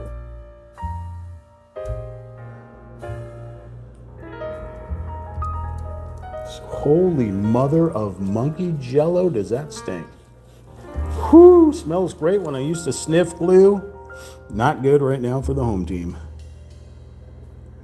I'm just going to set that right on top of that big old blob of super glue that we put on there. Holy mother of monkey jello.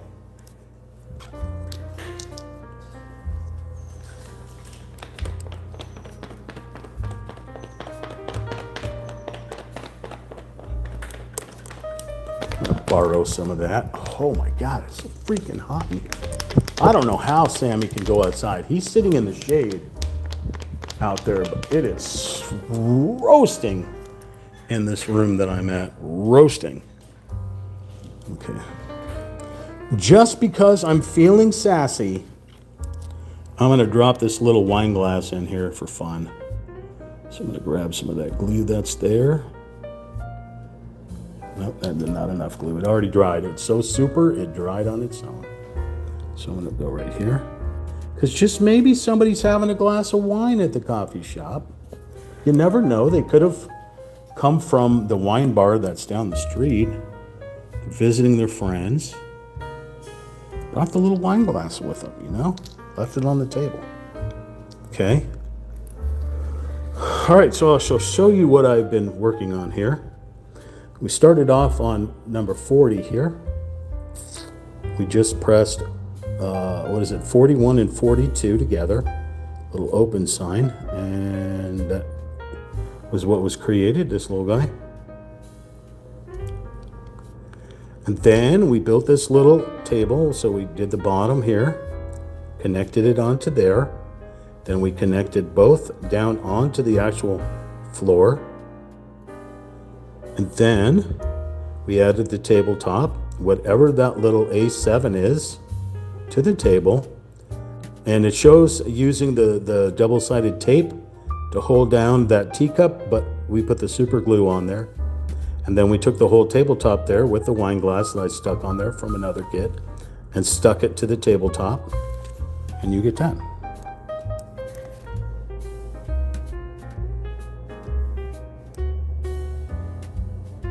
Very cute. Okay. That stuff is stinky. All right, so that was page 22. We're going to flip the page on over to page 23. Like I said, I'm hoping to finish this entire kit on this part 4 here. I don't think there's a need to go to a part 5 unless the phone dies again. This kit says it's 262 pieces. It has an average time of 3 to 5 hours of build. That's a lie. Don't believe that for a second, because it took almost an hour to work on just one tiny part. Oh, it took me like 40 minutes just to do the one plant. So, all right. So in step 42, we're going to take our whole building here, which is 41. We're going to add number 40, which was that sign that we made. We're going to add that plant, which was number 39. I don't have 2 chairs because I broke one of the chairs making it. So we're just going to put 1 chair in there. I can try to put the chair back together, but I broke it pretty brutally with my big squishy hands. So let's get all the pieces here if I can find them.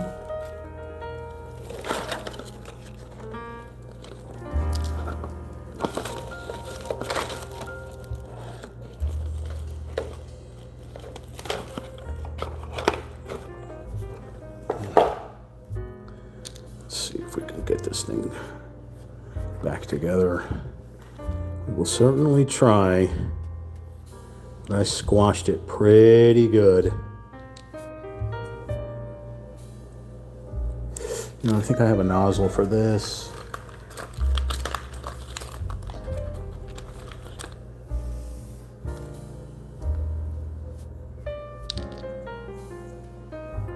Whew, stuff is toxic.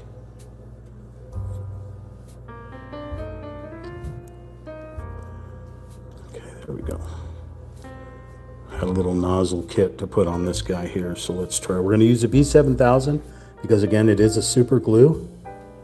If you feel that you're going to get stuck, that this is going to be in between your fingers and you're going to get stuck, make sure you have a little dish of salt nearby, as salt, for some reason, counteracts the super glue. And you'll be able to get the glue off your fingers.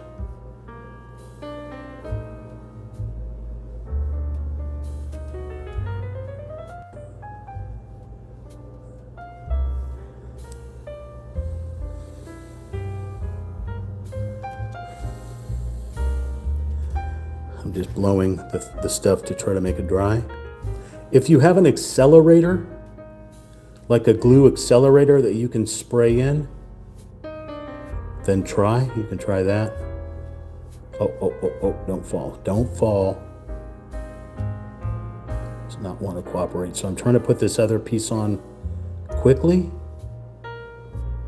to try to secure this thing down. Literally, if I had a 3D printer, I would have knocked that. Okay, there it goes. So that didn't work. Let's try to put it on with this other piece here.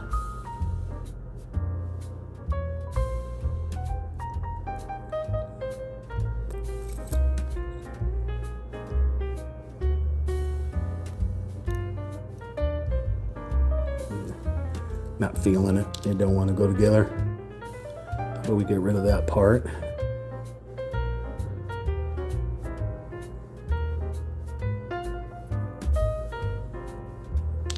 So freaking bizarre how it refuses to fit.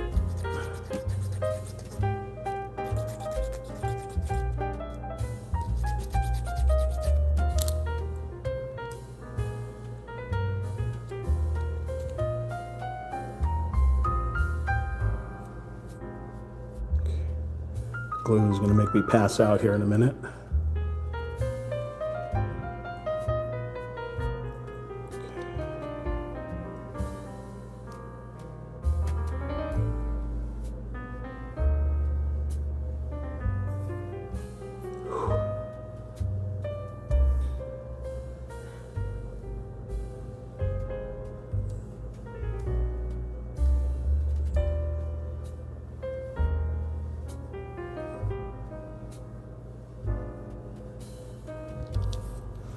Cooperating.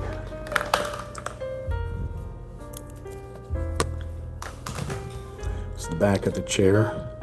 Maybe if we get this on here, let's see.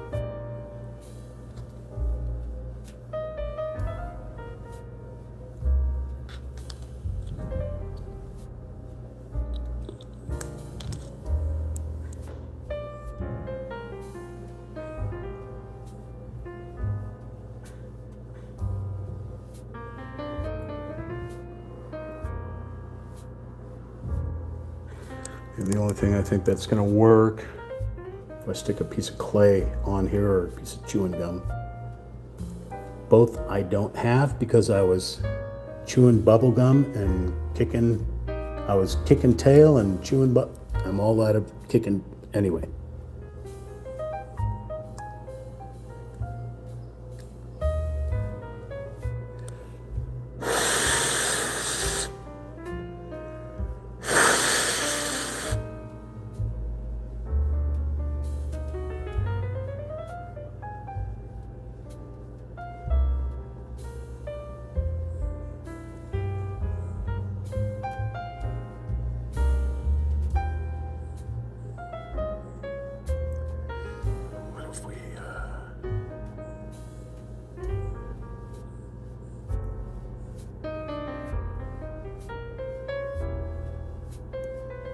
See if we can just glue it to the floor.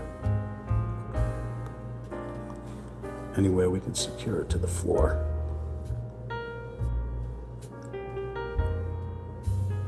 So it really doesn't want to cooperate.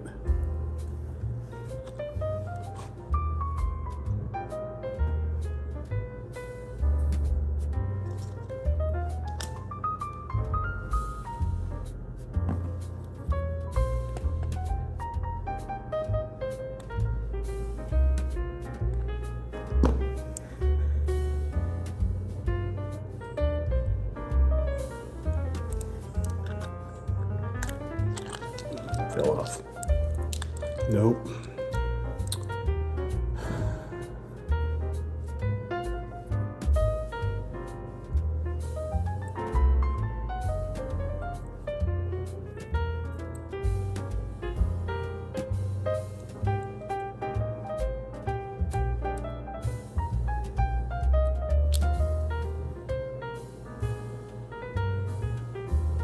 Honestly, I could contact this CuteBee company, tell them I broke this chair trying to put it together.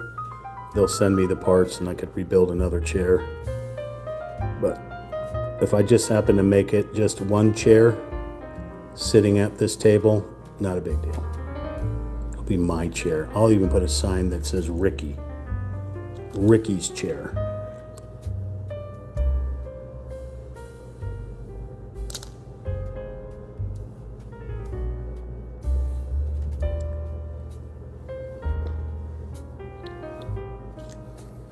Whenever I go to Japan and I go visit this coffee shop, it'll be for Ricky to sit there. Anybody else sitting there other than Sammy will have to vacate the premises.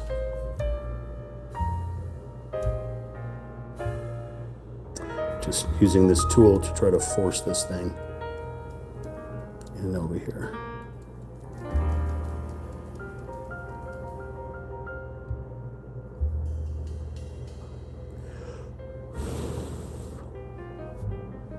This is why we take such long times when we build these kits, because we're trying to put all the love in the world into it at one time. Even if we break apart, we will do our best to re-put the part together if we can.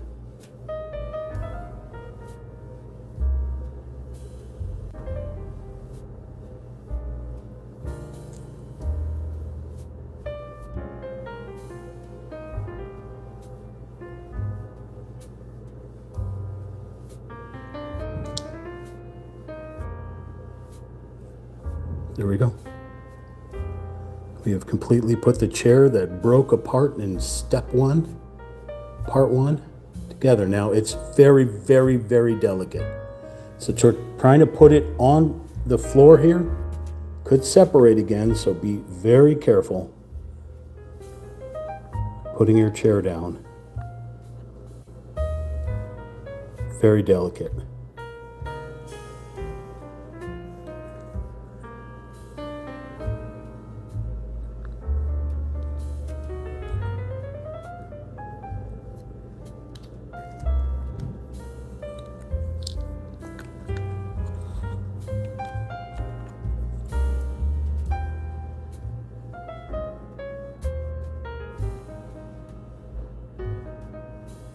Just run in some extra glue bead around.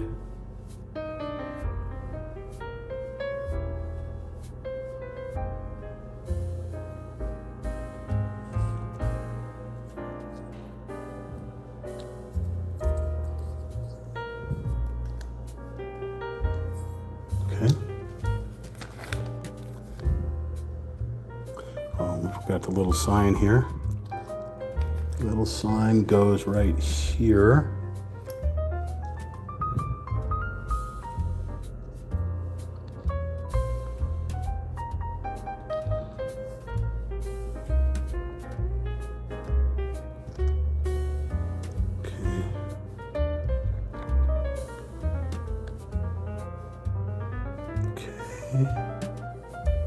Then the plant, the potted plant that we made. Okay, I'm going to add a little bit of glue here.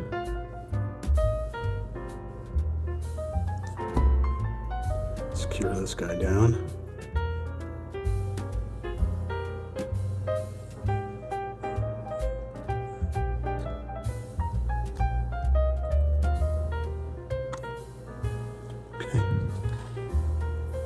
All right, I'll walk you through this monstrosity that I did here. This was step 42. First of all, we spent the 47 hours just trying to repair that chair that I broke in part 2. All right, Mike, no worries. Mike says he's got to charge his phone, so he's going to step away for a little bit. So we added the sign right there in that little hole. We added the plant right there in that little hole. We added the chair to that little hole. We rebuilt that chair that was broken and glued it down to that little hole right there, so that is the finished look, which is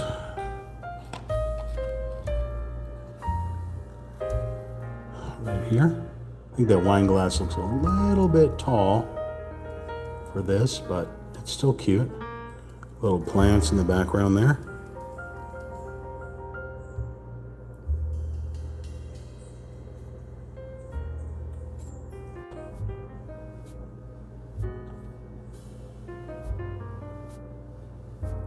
Hoping that looks clear for you all.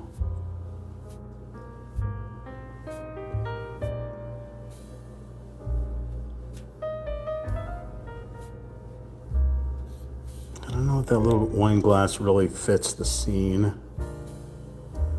I'll pop that out. So I like the decoration on this little pewter saucer right here. Again, I don't know what that little thing is. Maybe it's something that, you know how they have like, you know, karaoke tonight, little signs or whatever, sitting on tables. You know, maybe the drink special or whatever, a little tiny menu piece, card or whatever. Maybe that's what that little thing is back there. I'm not 100% sure, but it's got some kind of writing on it. It's got a little shape of a teacup. So,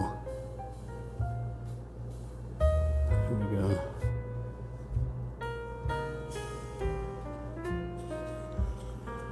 Okay, moving on. If you like this type of content, consider hitting that like button. It'd be greatly appreciated. If you're not subscribed to the channel, consider hitting the subscribe button and the notification bell, because I do live stream almost every day. Sometimes not on the weekends, but sometimes I do. If I get a bug up my butt and I want to build something or paint something or video game, then I live stream on the weekends. Usually I live stream on the weekends if I'm playing a video game. But, you know, sometimes I want to just build something, just be creative. So, yeah. Share at Real Talk Chimp with your friends and family so they can find us, especially if they're into arts and crafts. And also, you know, comment. Whether you're watching this back when it's archived onto YouTube, you can always chat with me. And of course, I have the community page at YouTube. I have all social media, rarely use it, but also realtalkchimp.com, I think has a chat doohickey on there as well. Okay, we'll continue on. So it looks like we're going to be adding LED to this. So we are now on step 43. And what the heck? Oh, okay. So there's a little hole right there. So it wants me to put the LED bulb through there, which is right here. So let's try to figure this out. Before we do that, it wants me to make this whole light apparatus. The wire's going to run up and drop through there. So let's work on this thing first, I think. Unless this just goes straight into here. Yeah, it does go straight into there and then has a little wire thing to secure the wire. Okay, so we're going to be working inside this building with this and these slots right here. So we ran the light in. We don't have it connected at the moment, but it's the LED light that goes inside there. Okay, so now we're going to go with a C19 and a C14. So we're going to get our C plate. And we have a C19 right here. Looks like a TIE fighter.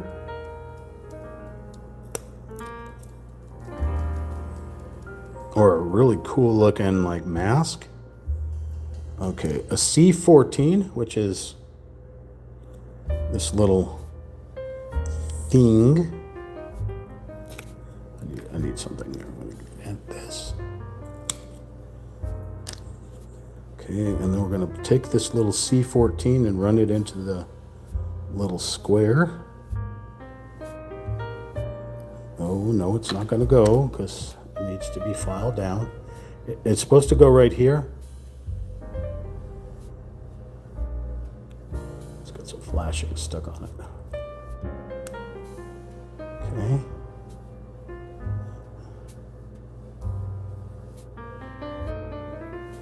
Okay. Then we're going to make some type of apparatus here with a C12 and a C13, which is right here. This whole apparatus and that C16. So I'm going to take the C16. You sank my battleship! No? Bingo! No? Someone's not paying attention. All right, so we have these two little things. We're going to take a C16 and place it in that gap right there, making sure that that little critter is facing north. So we're going to put this in here somehow. Weird. Like so. It seems a little wonky. Then we're going to take the other arm and connect it. Well, that one went in there way too easy. Why?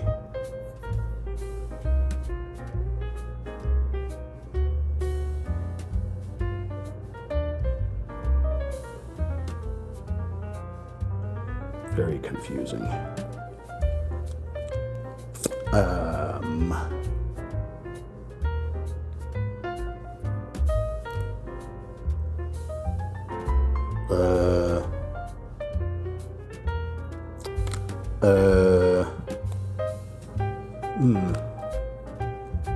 Let's see, let's try that again. Like so. Connect this one right next to it. Weird. It's supposed to align. Okay. All right. Oh, then we have to put this through here.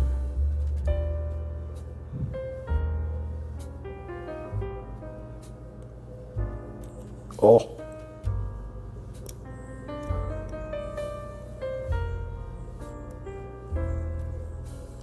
Little TIE fighter has to go in here somehow.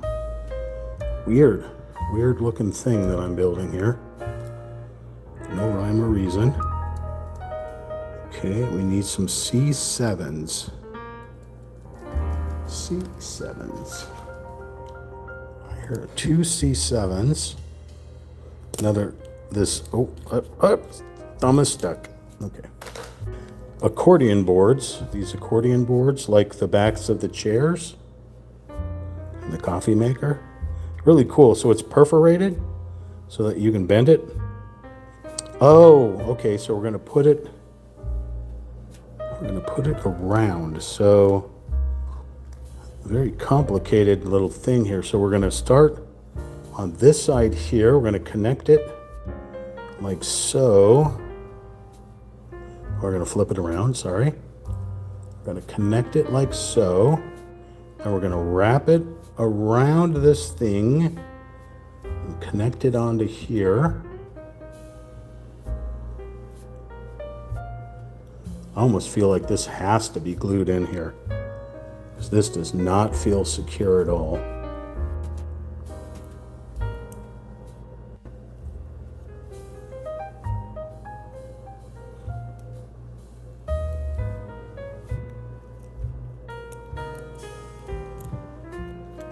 Oh! Flew away. I'm going to glue it in here because it really does not feel secure at all. So let's drop some glue. Remember, make sure you're in a well-ventilated area when you're using the B7000, because it is a super glue and it is super toxic. Okay, so this is supposed to hook into here.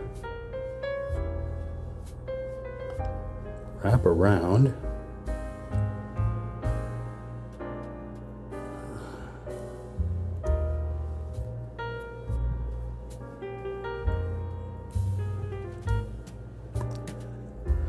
This does not look or feel right at all.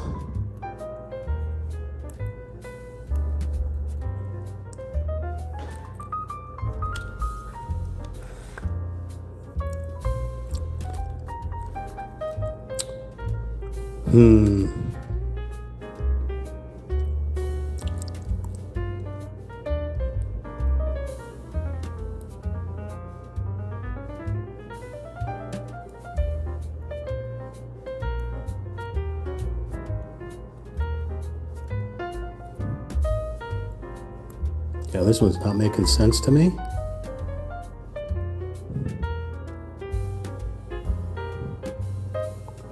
Okay, stay. That's one side. I almost feel like I'm going to cut this thing in half to put it on here. It's really, really super delicate. This one, no, come on.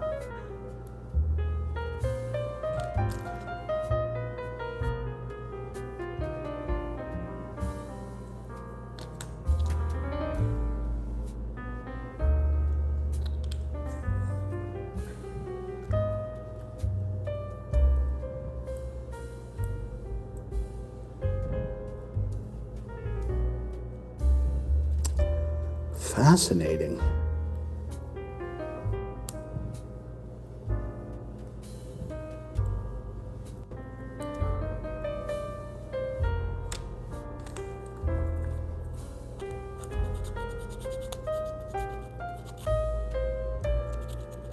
Seems like it's wide enough gap, but this thing seems really thick. Doesn't want to fit into the slot. Fighting me the whole way. This literally does not make any sense.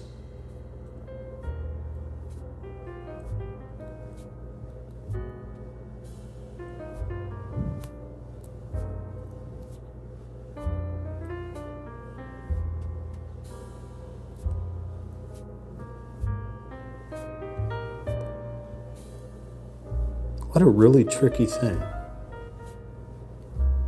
Expect to spend 3 hours just trying to put this thing together.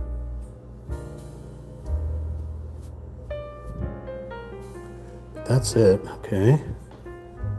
So now, got that. Okay, so now we have to fish the wire through here. So we have to fish the wire through here somehow.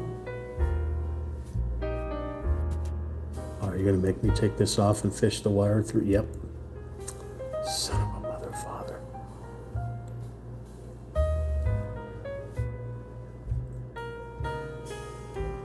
Fish the wire through. Try to reconnect this thing. Oh, you dirty, rotten, no good, gosh darn son of a mother father, sister and brother. Oh, go to your home. Go to your home before I call Sammy to kick your living.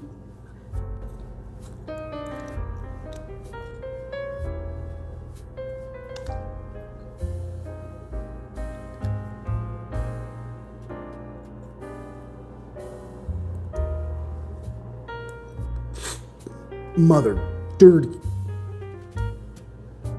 Okay, let's get some paper towel to get some of this glue off here.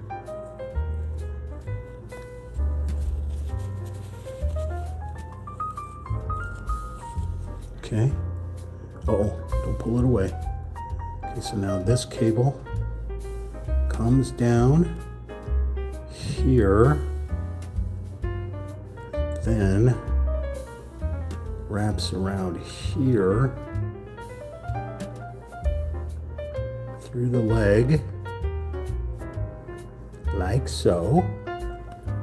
Fish it through, and then now, all right, connect those legs onto said posts.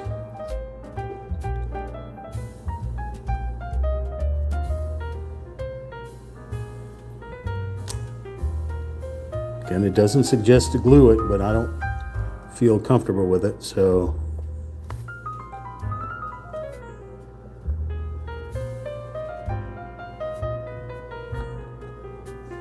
Oh my goodness.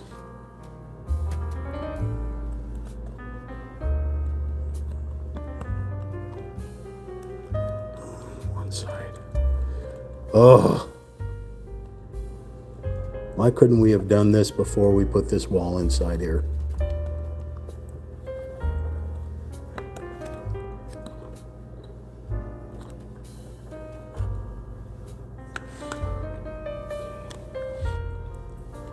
So now we have to get this wire and feed it through this gap right here.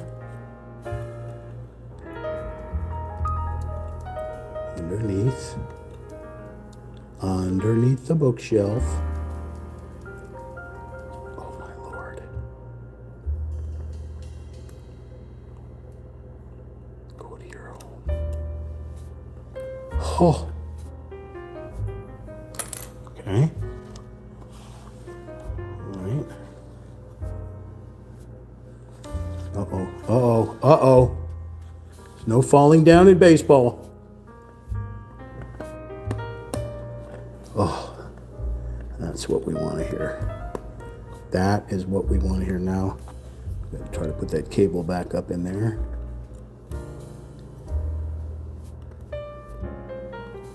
If you're building this for your child to play with, I expect you to swear and replace all my mother, father, sister, and brother with all the horrible swear words that you can think of in front of your child. To show them the mercy and pain that you are going through building this little model kit for them. The blood, sweat, and tears that this model kit will be putting you through.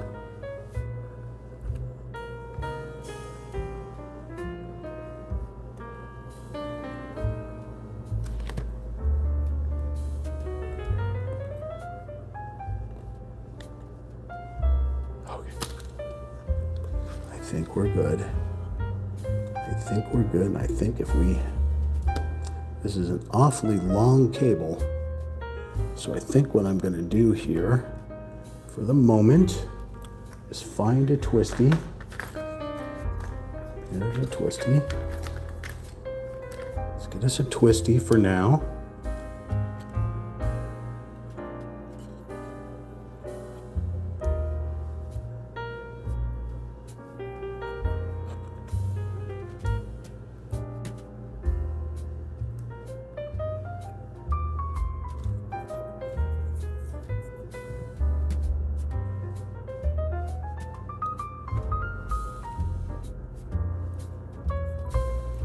Aha! Aha!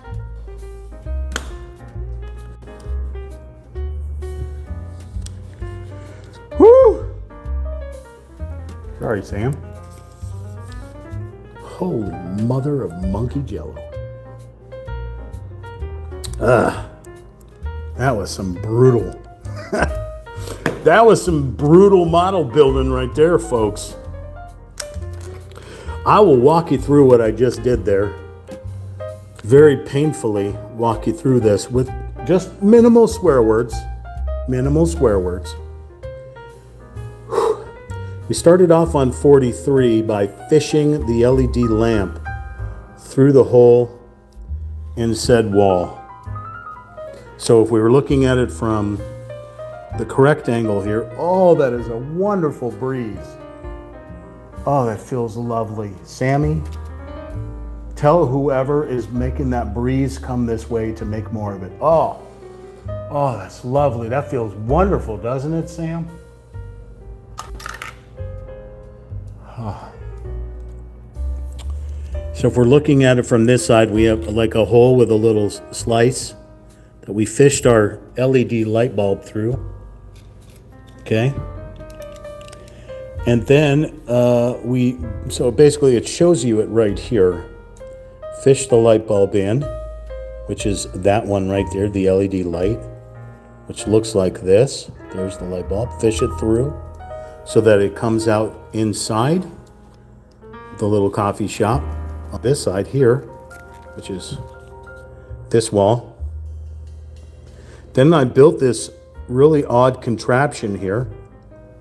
I took this TIE fighter and whatever the heck that is, stabilizer, I guess, ran it in to that spot, C14, and to C19. Then I built this contraption, which the box is right here. So I took C12 and C16. Now, there was a certain leg. I screwed it up at first. I put C13 in place of C12. I screwed that up and then I caught my mistake because you want that little gap right there to run the wires down and into that little spot. So I connected C12 and C13 together with C16, fit into those little gaps right there so that you have this shape.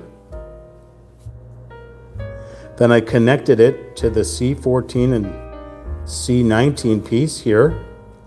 I ran the wire up through this trough and down so that I had to take that other piece off to get the wire inside there. So then it made me build this like ring around this. And this was those bendable pieces that I stuck into one. I couldn't get it to stay, so I filed it and glued it in there. And I curved it around. You see the curve? We curved it around that to make this cup shape that the bulb sits inside. Those were the C7s on either side of this TIE fighter. And then it had the 4 pegs on the back, and I glued them in. It didn't suggest it, but I did glue it in. I had to file it down a little bit. So I took those 4 posts, glued them into those slots right there on the back wall, right here. Or if you see it on this side, those 4 slots right there.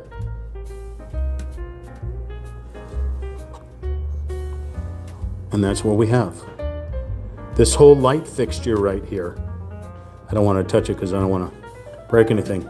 And earlier on in part 2, I believe, or part 3, when we built this wall right here, it had us add this little top piece. I didn't know what it was. This little top piece right here. I thought it was just something part of this bookshelf or this shelf, but it looks like this is where you fish your wires. You fish your wires down. You put the bulb here and you fish your wires down through here around that leg, and then you do your best to try to put them in between that bookshelf there. Doesn't cooperate very well. Maybe you can glue it or put some of your Mr. Smiley tape in there to secure it down, and then it goes out through that wall there. Okay. I tied the cord down because it was a little bit long, just with one of my supermarket twisties, little twisties that you get in the produce aisle. Just grabbed a little stack of them, and then there you go. That's that shape you were doing. It's basically the apparatus to hold the light bulb in. That was probably the most craziest thing I think I've ever built on this kit. So that was page 23, step 44. We're going to continue on, flip the page. Now we're going to add the battery box to it. So this is step 45. We're almost to the end, folks. Just stick with me a little bit longer. We're 2 hours and 30 minutes in to a 4-hour broadcast here. I appreciate you all sticking around. Like, share, comment, subscribe, all that kind of fun stuff. Stick with me here. We're almost done. Now we're going to add the battery box. Now in the very beginning in the unboxing and tutorial, we put 2 AAA batteries in here. So just your standard Radio Shack type of little box. Has the 2 AAA batteries in here. And it has the diagram inside if you've never put one of these together. There is a diagram in there that shows you what side these little critters go in. Butt usually is on the spring, and the little nose is up on the plate up there. These are just batteries I bought at Dollar Tree. They only last about a week. So you can do your Energizers, your Duracells, or whatever batteries, or you can put rechargeable batteries in here if you want to constantly keep this thing lit. When the light goes out, you recharge the batteries, put it back together, you're good to go. So one of the sides is for just the pressure switch, and one is for the actual LED. So we'll put this back in here.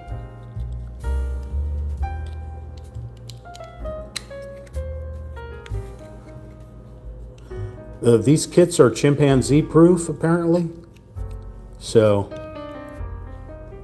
yeah. It does say age range 14 plus. Somewhere.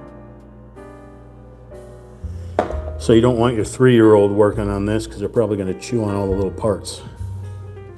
Unless it's a baby chimpanzee, then there you go. You do it. You do you, boo.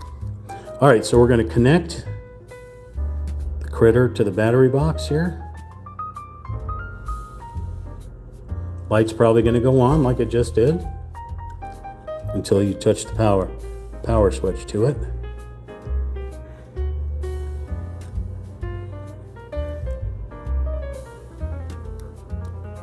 Okay, so we have the power switch. A little finicky.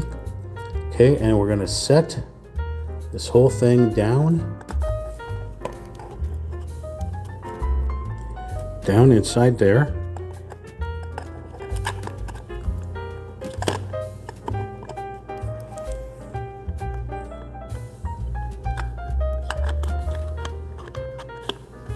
Somehow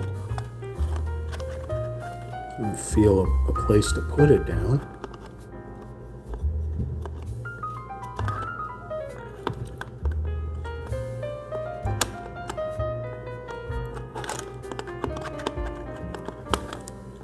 Oh, that's lovely. It says to put it in between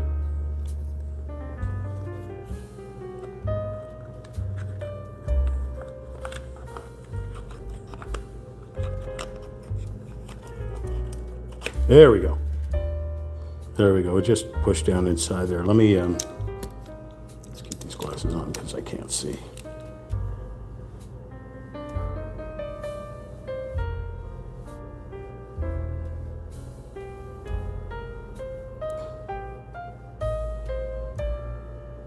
There we go. Turn the flash on so you can see it setting down inside there. There's your power switch.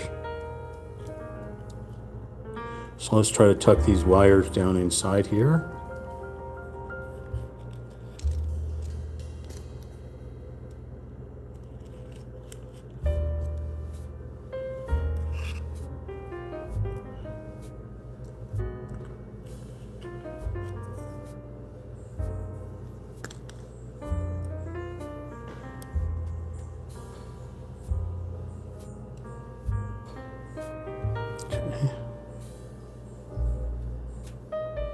I'm going to shut the flash off on the phone. Okay. It's a little finicky.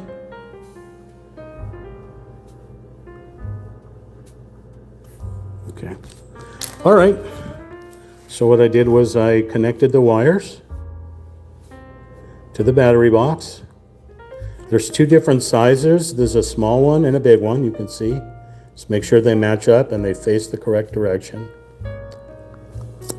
And I dropped it down inside there, and it shows you with this diagram that it goes down into that little X-shaped thing that we made in part 3. It sets down in there. You see how the wires come out. But I used the twisty to kind of corral some of those wires. Okay, so it looks like we're going to be putting a roof on. All right. So let's do that. Put that aside there. We're going to be using these parts right here. That also fell off of the A plate at the beginning. This fell off somewhere at the beginning, so I just put it aside. Okay, so we're going to do C4. C4. So C4, there's the C4, and there's the line saying that it's this big roof piece here. We'll set that aside. Okay, and we'll get an idea. So they want it to face this way with the pegs on either side facing towards you, but okay, so we have space here and a space here. And we have a bunch of these little squares. There's some flashing in this square up here, so just use your tool to pop the flashing out. That's not supposed to be there, the little piece of flashing. Okay, oh, there's another one down here that needs to be popped out. Okay, that's a little piece of flashing. Oh, it's gone. That'll be on Sammy's foot, most likely. Okay, so we'll put those aside now. We got a color coordinated thing here. A13s are black with a little red. So, on this side, if you flip this thing over, you have red coming down this side, and you have green coming down this side. So we'll match these things up to whatever the heck these things are. They look like little fins. So we're going to need 5. There's an extra one on here in case you lose one of the 5. So we're grabbing the red first. Okay, little fins of some sort. So it's building decoration, I guess. I don't know what it is. Okay, so it looks like it's got a weird shape. So if you look at the diagram, it shows you the orientation of what direction these little shapes need to be in when you place them. That slant to the right. So let's look for the slant. So we're just going to drop them into each of these slots. Nice little click. Okay. So with the next one here. Oh, that one didn't work. Okay, let's try it again. Again, if they don't fit, you have to file the tips.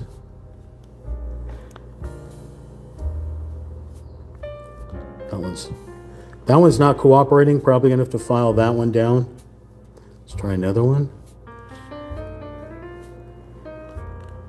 Wow, I have to file all of these. These guys are not cooperating. The reason why they don't cooperate again is because of warping. Wherever these things are at when they either sitting on a shelf in China or wherever the heck they originate from, sometimes the temperature is not right and they warp. So you just have to take your file and file down a little bit of the peg.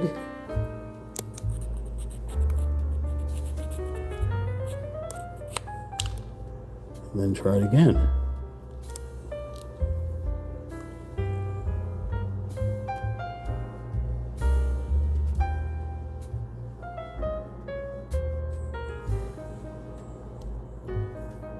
I can't get it to go. Let's try to turn this thing.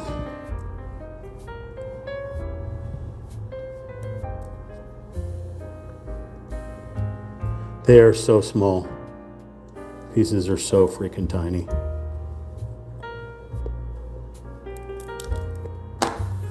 I'm going to start crying. I am going to crawl into the fetal position and start crying in a moment here.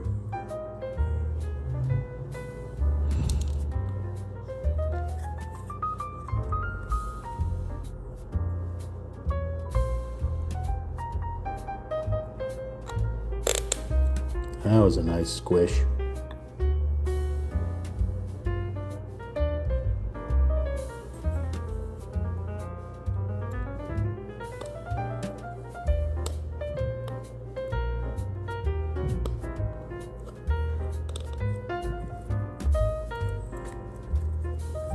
One more on the red side. Whew! To mention the fact that I'm sweating so badly. You have to complain when you're building these things, okay? Okay, you guys paid extra for me to complain, so I'm complaining. Of course, you didn't pay anything. You're getting this show for free. So there will be complaining.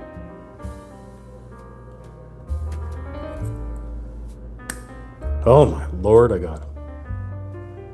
All right, so that's the red side. So now we got to go to the green side. I'm going to flip the board over. I'm going to pop out the little green ones here.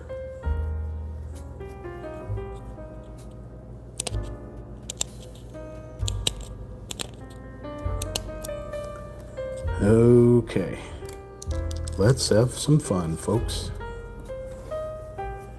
Whew! Anybody still watching this live stream? Why don't you type into the chat your name, where you're from, what's your favorite type of candy?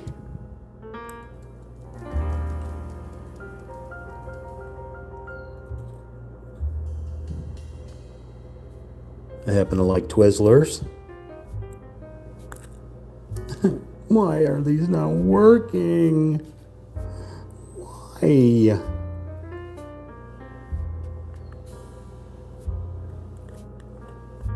Seriously, none of them fit. They all have to be filed. None of them fit. Every single one has to be filed. Absolutely insane.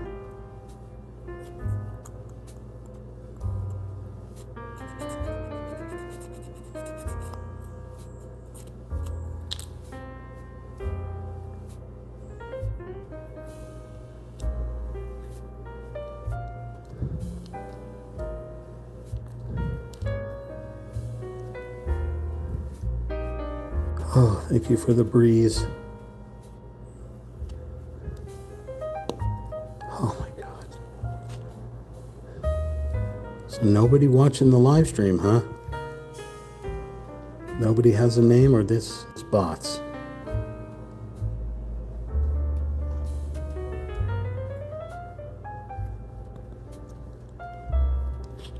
The frustration that I'm going through here. This thing just refusing to go in. Oh!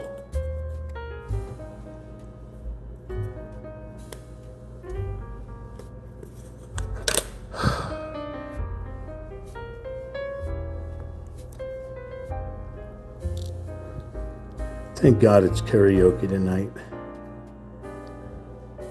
I am so going out singing karaoke. What am I singing tonight at karaoke, you know? You guys haven't told me anything. No one's written in the comments or in the chat of what I'm supposed to be singing at karaoke. You don't tell me what I'm singing, I can't record it and upload it to YouTube.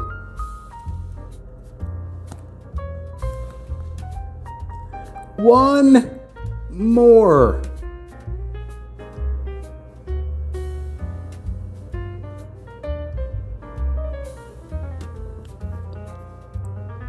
Like a little Chevy emblem. Oh, in your own. I got it! I got him! Green and red. I did it! Holy mother of all that is holy. Oh.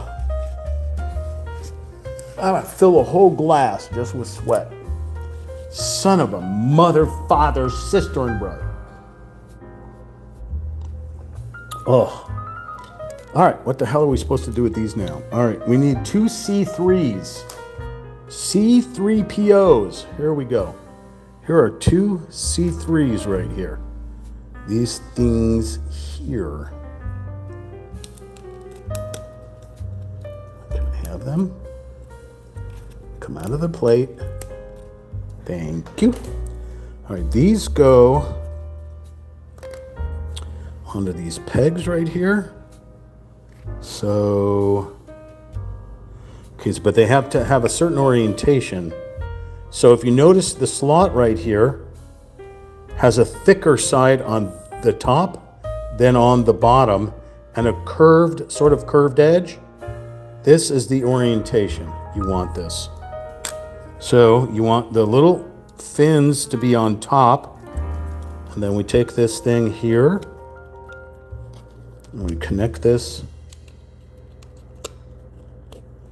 if it will cooperate, and we're filing. And we're filing again.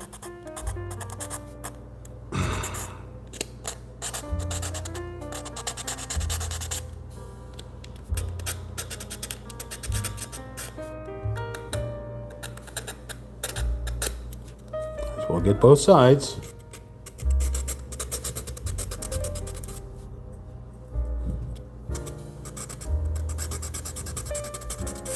So if you overfile, just use a little bit of glue.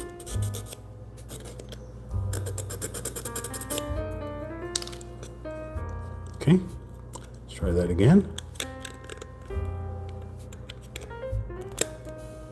Oh, that fits. That fits. Okay, rounded edge in the correct spot.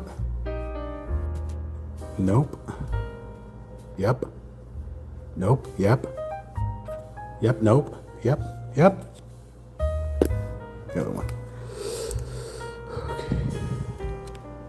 This shows the fins have to be up. Oh, much better that we filed. Able to put that on, no problem. Okay, I will show you what I have done. Took a bunch of green A14s, stuck them. So again, when we started, we had this thing facing this way. But then we realized that there were color coordinated pieces that needed to be on. So we took this roof and we flipped it around. We found the green side and the red side. And we plugged each one of these things in. We had to make sure the orientation looked like this, the sharper edge to the left, the shorter edge to the center of the roof, the sharper edge to the edge of the roof. And we put down the 5 green ones. Then we went over to the red side and did the same thing. Again, following, making sure that that matched the orientation of the critters. We put the 5 red ones in. Then we came down here. We made sure it was fin side up. According to these, it's fin side up. And we added these 2 end caps, end pieces, made sure the orientation was correct with this, the curve, and that the smaller edge than the larger edge faced down, like so. And we're done with that. That was page 24. We are going to move on to page 25. Looks like we're at the end of the manual. We are putting on roof and other sass. Okay, so we are going to take this roof. The roof is on fire. We don't need no water. Let the mother, father burn. Burn, mother, father, burn. Okay, what am I doing? So it tells us to flip it over. So we're flipping it over, still with the slots on either side. Okay. And looks like we have to turn it this way because we want the IV to be facing this here somehow. So we're going to connect it on like so. Why did we go through all of that? Weird. Maybe it'll be seen somehow. Now remember at the beginning I said these four walls were not fitting together. If you wanted to glue them and rubber band them down, that was your choice. But now they should hold together once we connect this roof. Should. Now it's up to you if you want to glue them down, if you want to be able to see inside here, to see all the glorious stuff. You can see through the window and through the door that opens up. But you don't have to tighten this down. It's completely up to you. We do have to file, it looks like, because this thing does not want to go.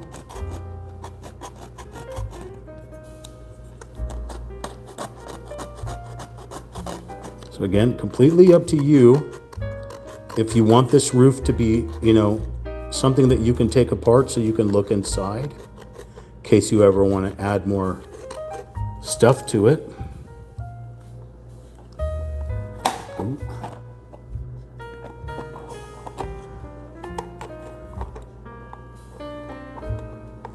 This is definitely going to be done by Braille.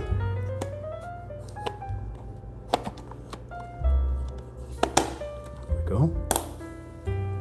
Nice squish and click. Okay. See how that we have the ivy and leaves and stuff. You can add that stuff if you want, like I said. You can either take the material that came with it and chop this all up and sprinkle it on top, or you can buy some of the HO scale. Since HO scale would be closer to this than N. I mean, I know that there's a larger scale that would probably match this better than HO. HO is only what, like 2 inches? So yeah, you want a bigger train to be able to, take care of that. All right, so we need a roof for this one, which is D43. So we're gonna come over here to D43, which is right here. Pop this out. Let's take a look at this plate. It appears that we are done with the D plate. So I don't see any more parts, so I'm going to put that inside here. Let's take a look at the E plate. The E plate just has the extra stuff on here, the red, in case you broke a part or something. So the E plate is finished. This A plate that we took and used all those critters, that's finished. So now this one here, this is obviously the side that's going to go on the inside of that battery box. So let's determine the direction. So the plants need to be on the right side. Okay.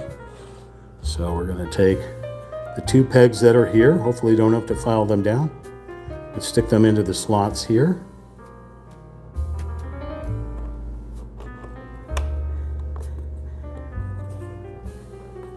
Okay, got to follow them down. They do not want to fit.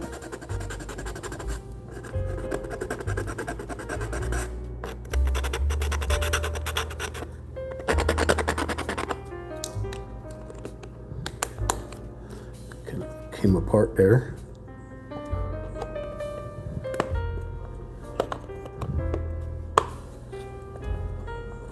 Does not want to cooperate. That's lovely.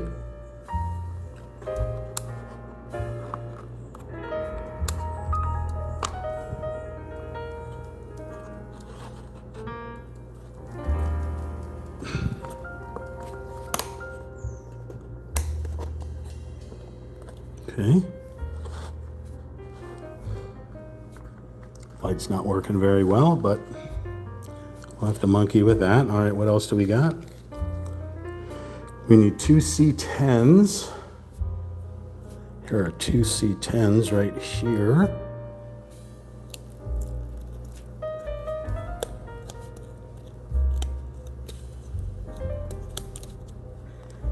C10s go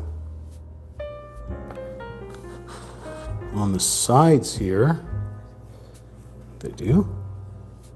No. Go.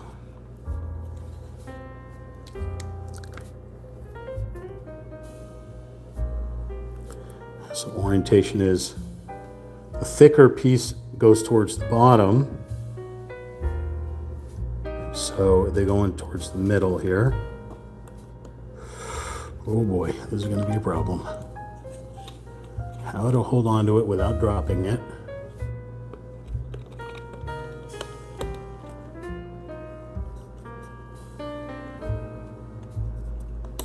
Okay. There we go. It's one side.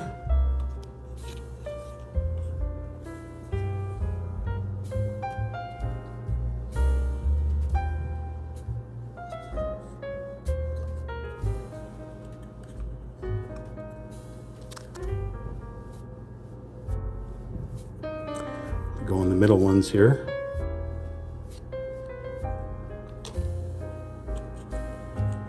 And it does hang off.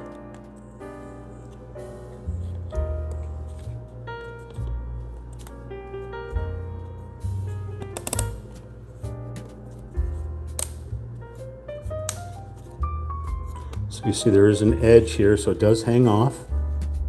To make it raised up a little bit. Ooh, I just knocked that plan over. Lost them. Okay, well, I'll have to figure that out. Okay, so now we need C5 times 2. And we're going to do some more bendy stuff. Oh, I'm sorry, C5 and C6. So C5, we'll take that one first. And C5 goes on the back of this. So we go back here. And we have, again, a thicker side that goes towards the bottom than the top. So, and then we have the bendy. So we take this, bendy side goes onto this one right here. Let's turn that around. Okay, just like that. So it clicks onto there, and then we wrap it. Oh, almost dropped it. We wrap it around so that this peg should fit through there. Good. And then the last one wraps around. See how it wraps? Wraps around with a perforation. And in theory, should connect. There we go. So we have this wraparound curb. Very cute. And then we have the last one that will go in the front. We have to grab it off of here first. Okay, and this will be C6.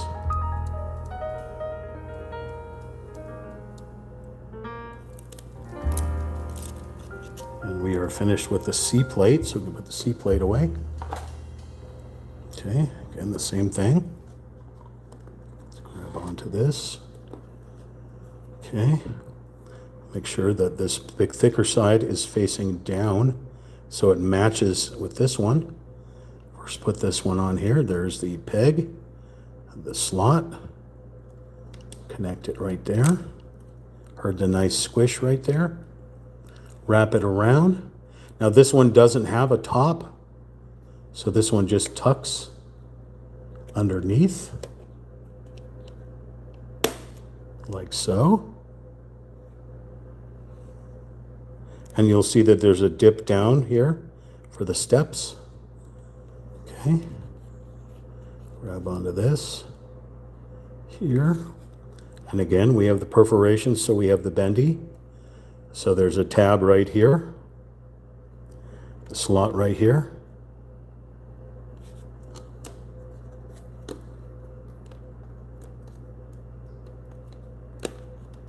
And that squishes on there. Okay. There we go, it locked in. Okay. Oop, almost broke that. Let's put that down. So I'll walk you through what we just did. This was number 47. We flipped over the thing that we had been working on this side. So we took this piece here and we actually rotated it to the top side that had the leaves on it. Like you see here, we rotated it 180 degrees. So we had this shape here.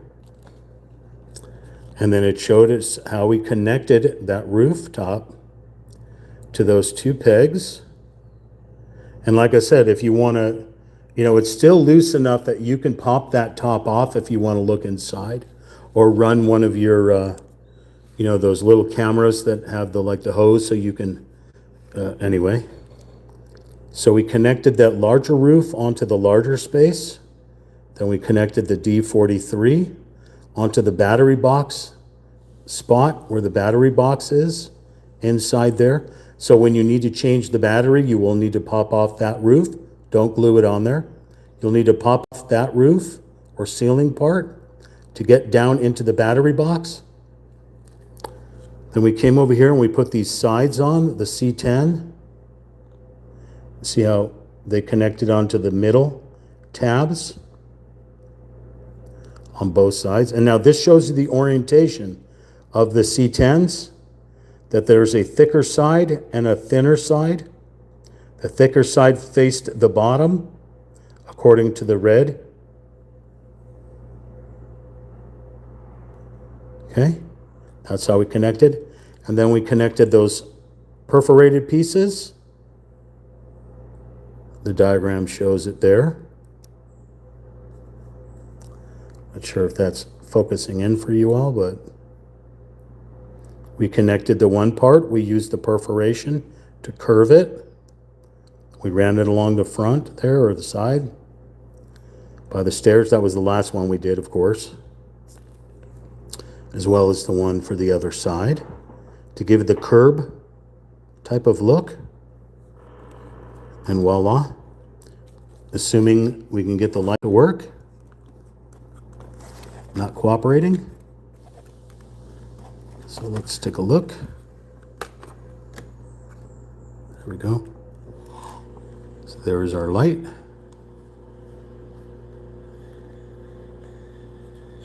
We'll open our door here, so you can look inside this shop. The light is up there.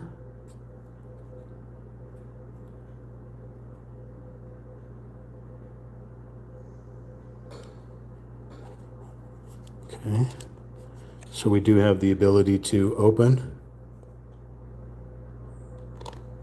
close that door, and we go all the way around the kit. Kissa coffee.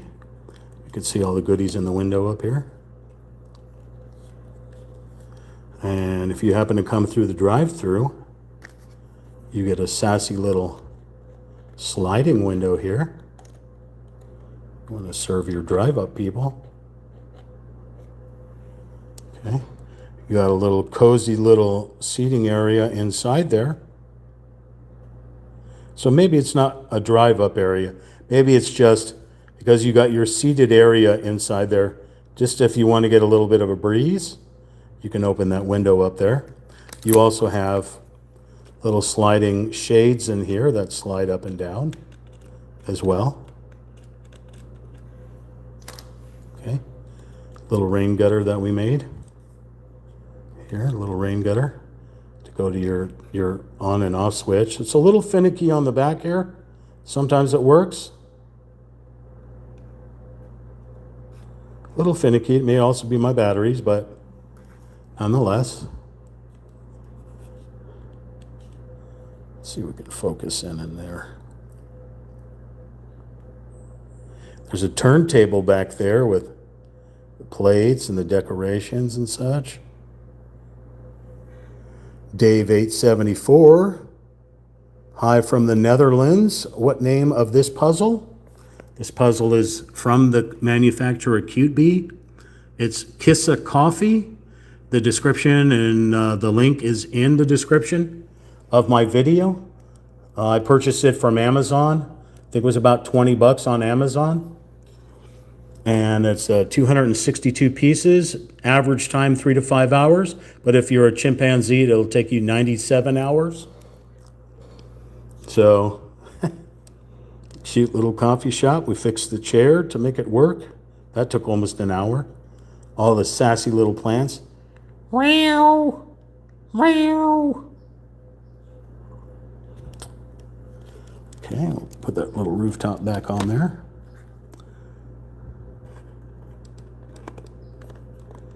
So that area right there, that's where that battery box is, right there. So you can pull that up to change the batteries. So we're done with the J's. We'll keep the Mr. Smiley tape for our next project. Let's put all our sass in here. So you get to stay with me while I put everything back in the toolbox. And I keep collecting stuff. So this toolbox, I purchased it off of Amazon. I have a link in the description where you can purchase this exact toolbox. It comes with the files. It comes with the wire stripper type thing. The batteries, the 2 AAA batteries, I just buy a little pack of these things at Dollar Tree. Let's see what else. The glue, I got the glue at the Dollar Tree, a little school glue. It takes a little bit longer to dry, but it is washable and it dries clear. The B7000, the super glue from China, you have to order that separately, but I have some links in the description. And that's it. That was the last page there, page 25. There's a blank page right there. There's the front of the manual where we started. So while we did an unboxing in part 1, we're doing a deboxing. And I don't know what's the opposite of unboxing. So looking at, again, when you have extra parts, hang on to them. You never know when you're going to use them for another kit. I keep all my boxes after I'm done and throw them out. I keep everything because there's always extra parts that you can use or use them for other kits.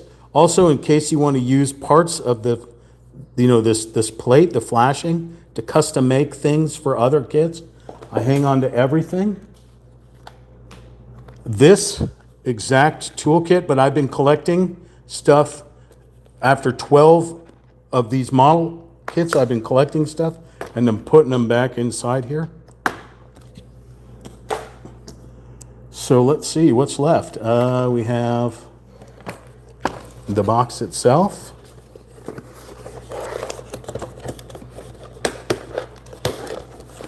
The box, and then the sleeve that it came in.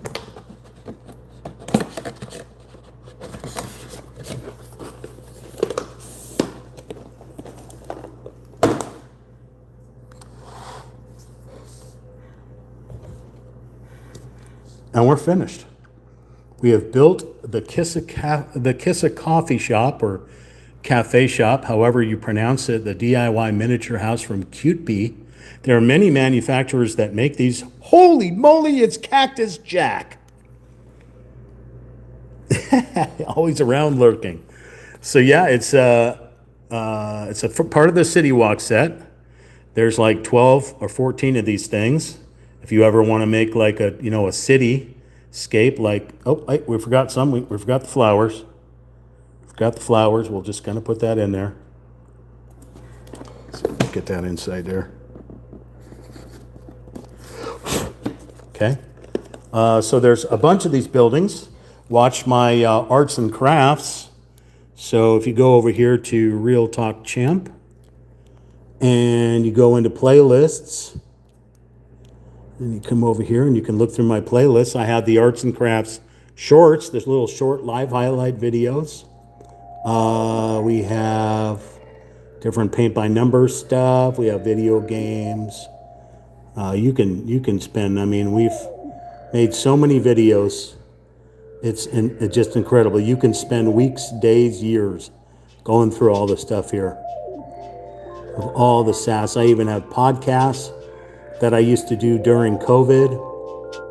There's like paranormal, if you're into like paranormal and metaphysics and health type of stuff, where I had actual guests that used to come out. So here's the arts and crafts. There's 88 different videos in here, step by step of building the different things that I've built. Go through and watch these. Hit the like button if you like that type of content. There's even a model truck that I built, a plastic model truck. Goes all the way back to the first kits I built. Yeah, and then also the paintings that I do, because we'll be painting in this next one here. So we finished our kit. We'll be painting come Monday, unless I want to start it on Saturday. I haven't decided. But this is your Kissa coffee shop.